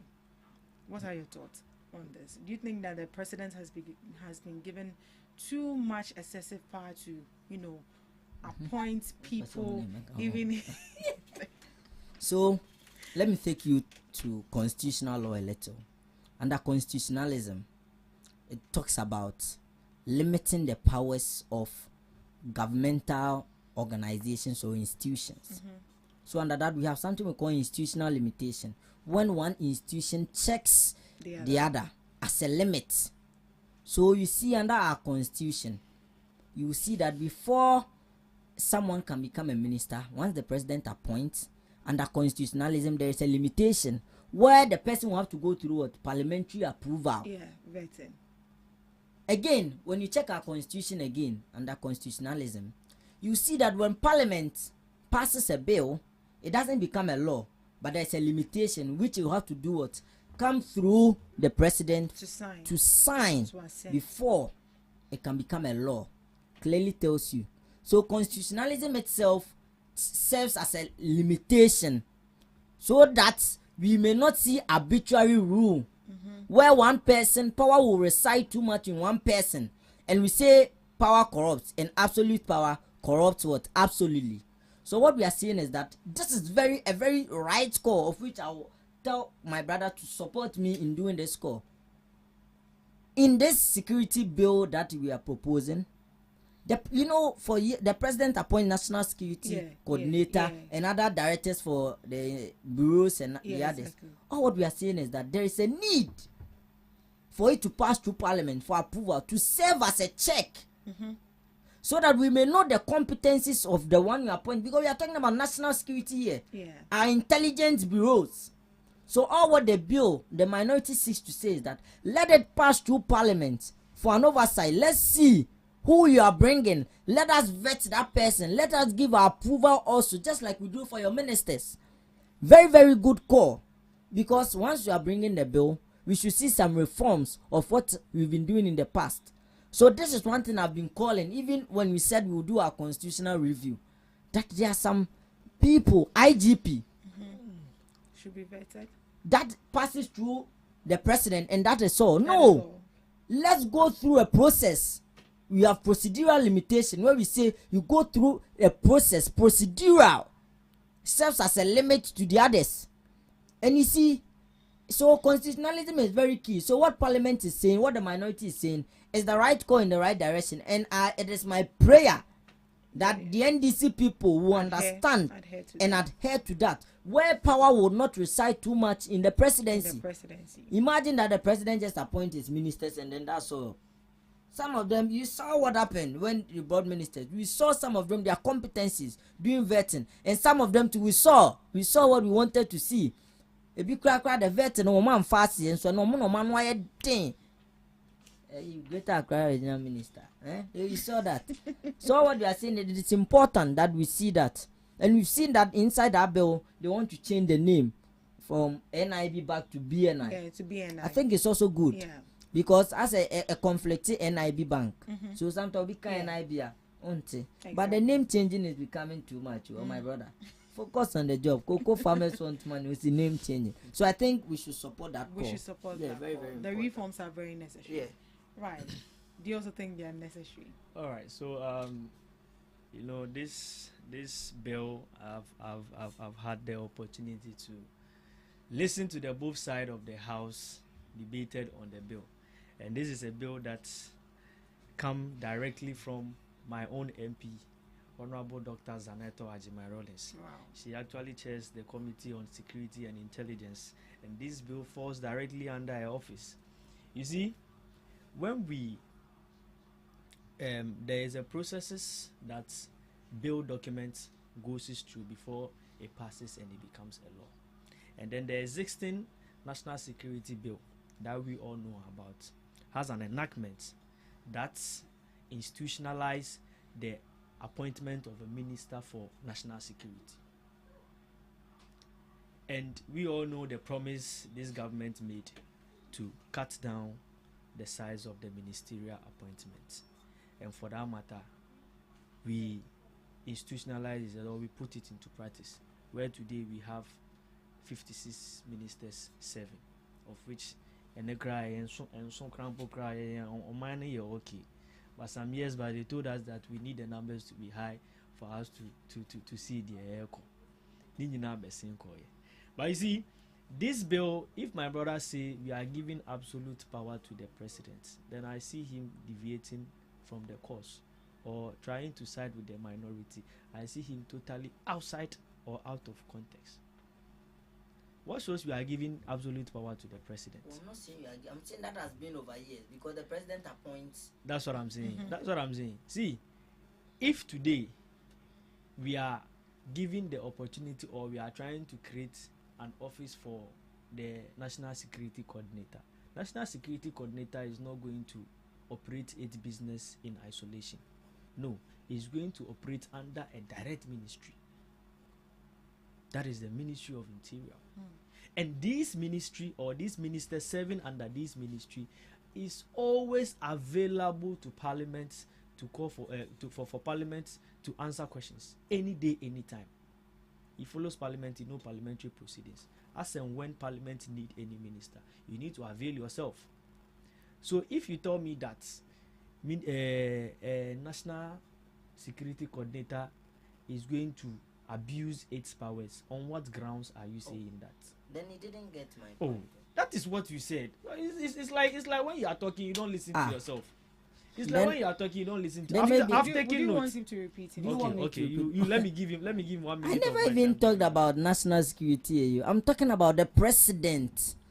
That for years we've given, there's too much power to the presidency. That is why I talked about constitutionalism, where one institution checks the other. There is limitation, so that we may not see arbitrary rule. We may not see that too much power given to one person will end up, because that is why I said power corrupt and absolute power corrupt absolutely. So the call for the National Security Coordinator and other intelligence bureau directors to pass through Parliament for an oversight will serve as a limitation, where too much power will not reside in the presidency or no appointee but it should pass through Parliament. I never said power will reside in National Security Coordinator. All right. Your point has been fairly made. Your point has been fairly made. But everything now boils back to what I'm saying, because these agencies work directly under ministries, and for that matter, as and when Parliament needs them, they always avail themselves. And the second thing we need to know is that these agencies have their budgets going to Parliament each and every time. So you cannot tell me that the agency or the presidency is going to abuse its powers. It doesn't happen like that. The three arms of government, of which today the new media has been added to, making it for checks each other. They depend on each other for survival. You understand me? And this bill we are talking about is in the second stage of reading. Right. It has not been fully passed into a law.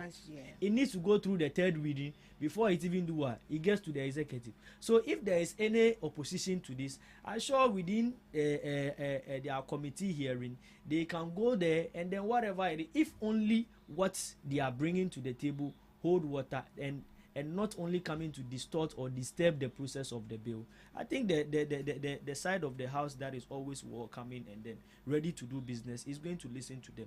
So let's not look at this at that angle. This, you see, it's also, there's one thing that we've not taken the notice in the bill. Today when we go to various district assemblies, we have people going around saying that I'm the national security coordinator here, me a national security. A lot of them. You get me? But when you go into the Local Government Act and all that, it is not enshrined there. So there is a need, and this has been captured in this act. Seeing to the decentralization right from the top to down. We are going to have the national, the regional, and then the district coordinators. You understand me? And all this is geared towards the strengthening the security within our country. So I think it's a call in the right direction, and I don't know why the minority is trying to oppose it by raising all sort of tantrums and saying all manner of things. The president, if we say absolute power, the president actually appointed, then we should start arguing who has Iyoko. We should start arguing who has how do you call it? That is what we are saying. How do you call it? Other security agencies. But let's not forget that they perform under a ministry. So through the ministry, they can be cautioned. Is that enough? More than enough. More than enough. They are not acting in isolation. My sister, if today you have children, and I need to send information to your child, and I give the information to you, can't you pass it to your children? I can. You can pass it to your children. It is the same thing that is happening here. So I don't see any problem here. You don't see the executive having too much. If you agree, you should take it on like that. It is never like that. So for you are not in agreement with this reform. Executive does not perform its duties in isolation. There are decisions that executive take. The parliament opposes it. It even goes to the judiciary. And that is also another limitation. It even goes to the judiciary. There was a time parliament took a decision. The former majority leader then, how do you call it, Aferio Markin, took it to the court. Took it to the court. Decision was overturned. This means all these arms of government does not operate in isolation. They depend on each other for survival. So that is where check and balances come in. So you are going to check this. This is going to check that. Then collectively you operate together. So don't make it look like say, oh, and the executive, whatever they say is final. No, it doesn't work like that. Did I say that? Oh, absolute power, then absolute baby. I am saying that power corrupts and absolute power corrupts absolutely. In the sense that under constitutionalism, there are limitations. All these arms of government, almost depending on each other for that survival. is a limitation. So you can include this. How is our democracy working? Let's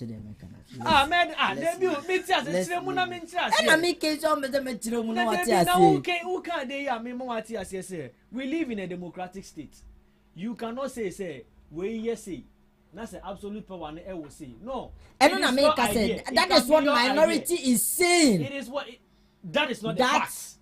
Do not what they are saying. That is not the facts on grounds. I believe those I have spoken to have understood me. As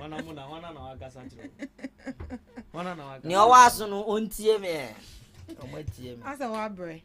And I'm why not just said your canano Becca? This is a call in the right direction. This is our security we are talking about. But our security is not jeopardized. What we are saying is that just even ministers of state, they are vetted. There is a limitation where they will have, before someone can become a minister, if the person doesn't pass through parliamentary approval, that person cannot become. So if there is a reform, there is a bill before parliament, let's include in that bill that our national security coordinator, our intelligence bureau directors, when the president appoints them, they should pass through parliament for approval and oversight. So the president shouldn't be the final person. There should be an institutional limitation.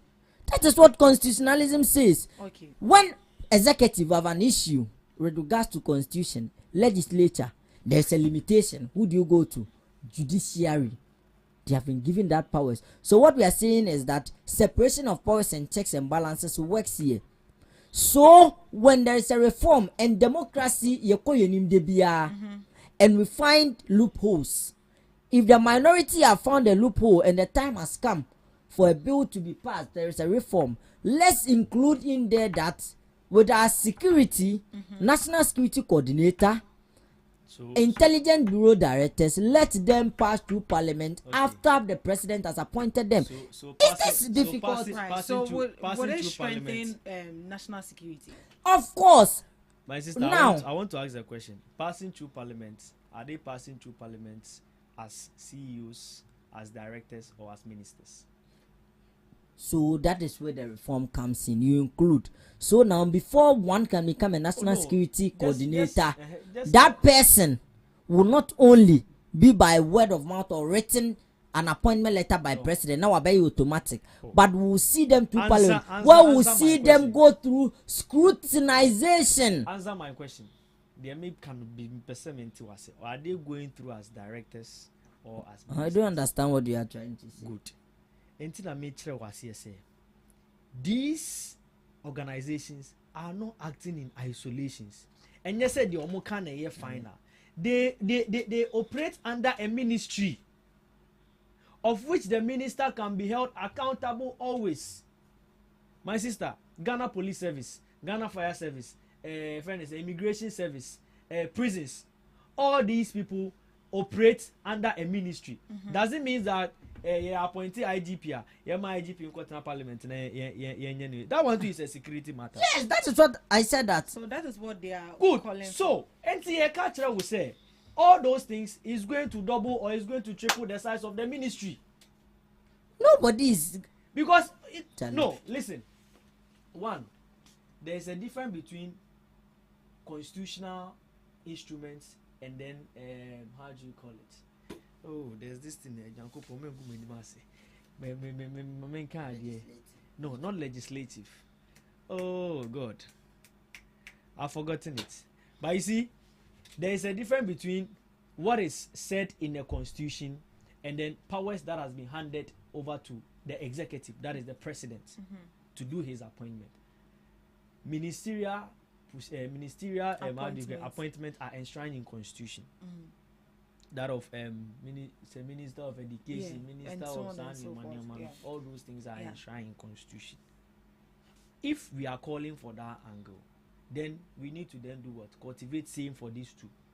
And all these are going to double and triple the size of the ministries. Of the ministries. You understand me? They are going to double and triple the size of the ministry. In what sense?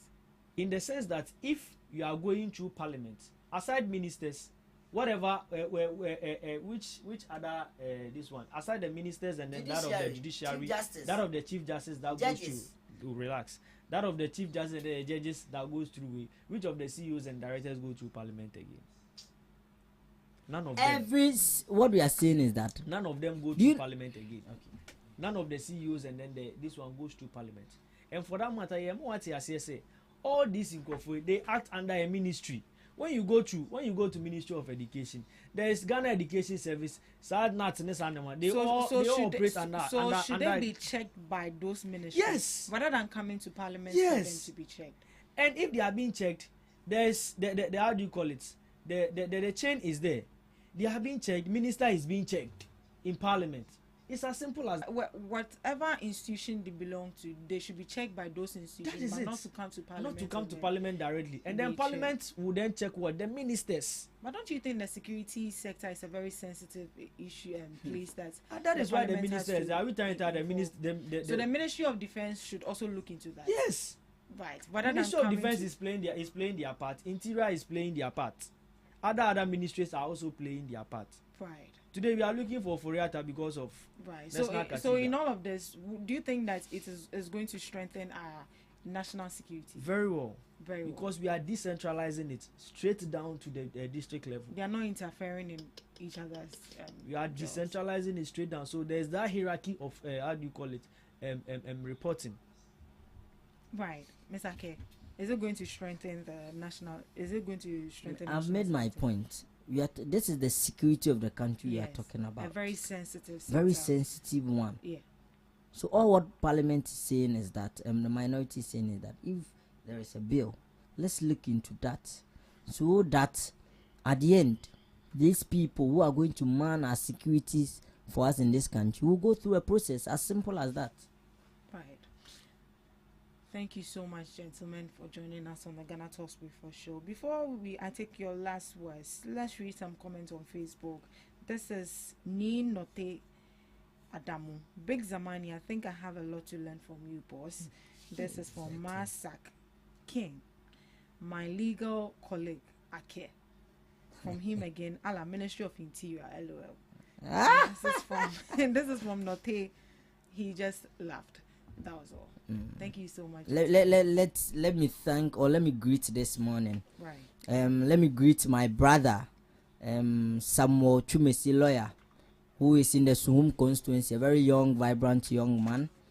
He will be aspiring for youth organizer in the Suhum constituency. A very solid guy who has proven to be experienced, has worked, and I feel he deserves that. Again, let me greet my brother once again, a senior who has helped me in whatever I've been doing in politics.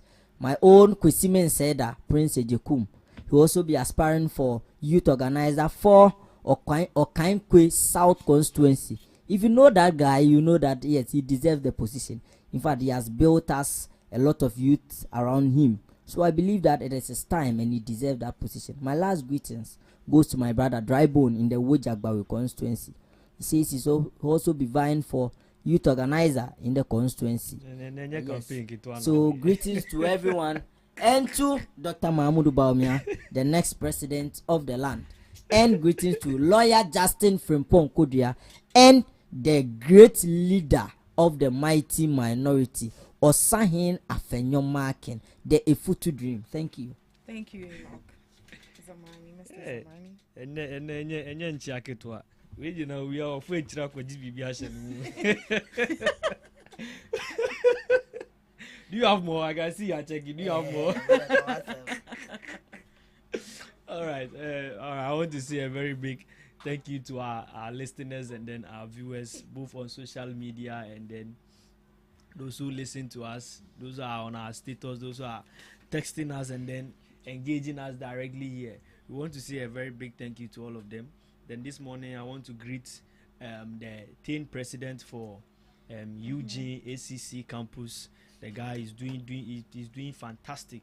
Over the weekend, Friday, we went there, Charlie. It was massive. It was massive. Yeah, handing over ceremony, and I was the MC for the program. And trust me, I want to say a very big thank you to him. And then my brother Patrick, the initial Bono region agenda, underground work. Bono region, they should watch out for us. We are coming there live. Then I want to say a very big good morning to my MP, Honorable Dr. Zaneto Ajimai Rollins.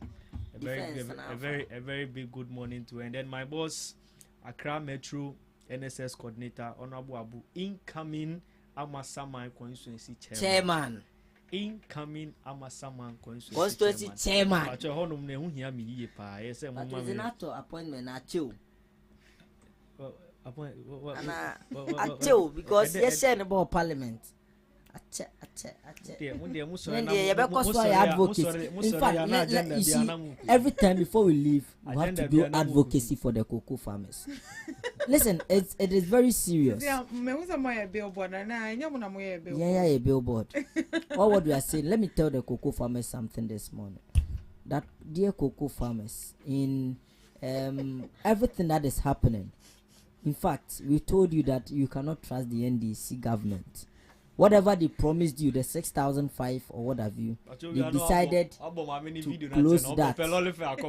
So please, all what we are saying is that be patient. Dr. Mahmoud Baumia will come 2028. He will ensure that whatever is due you, will be given to you.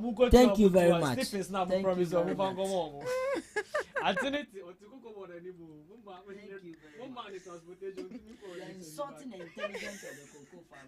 Thank you so much, lovely gentlemen. Thank you so much for diving into the issues and doing the talking. And thank you to our audience for joining us, for your engagement, and for the motivation you've given to our speakers. Thank you so much.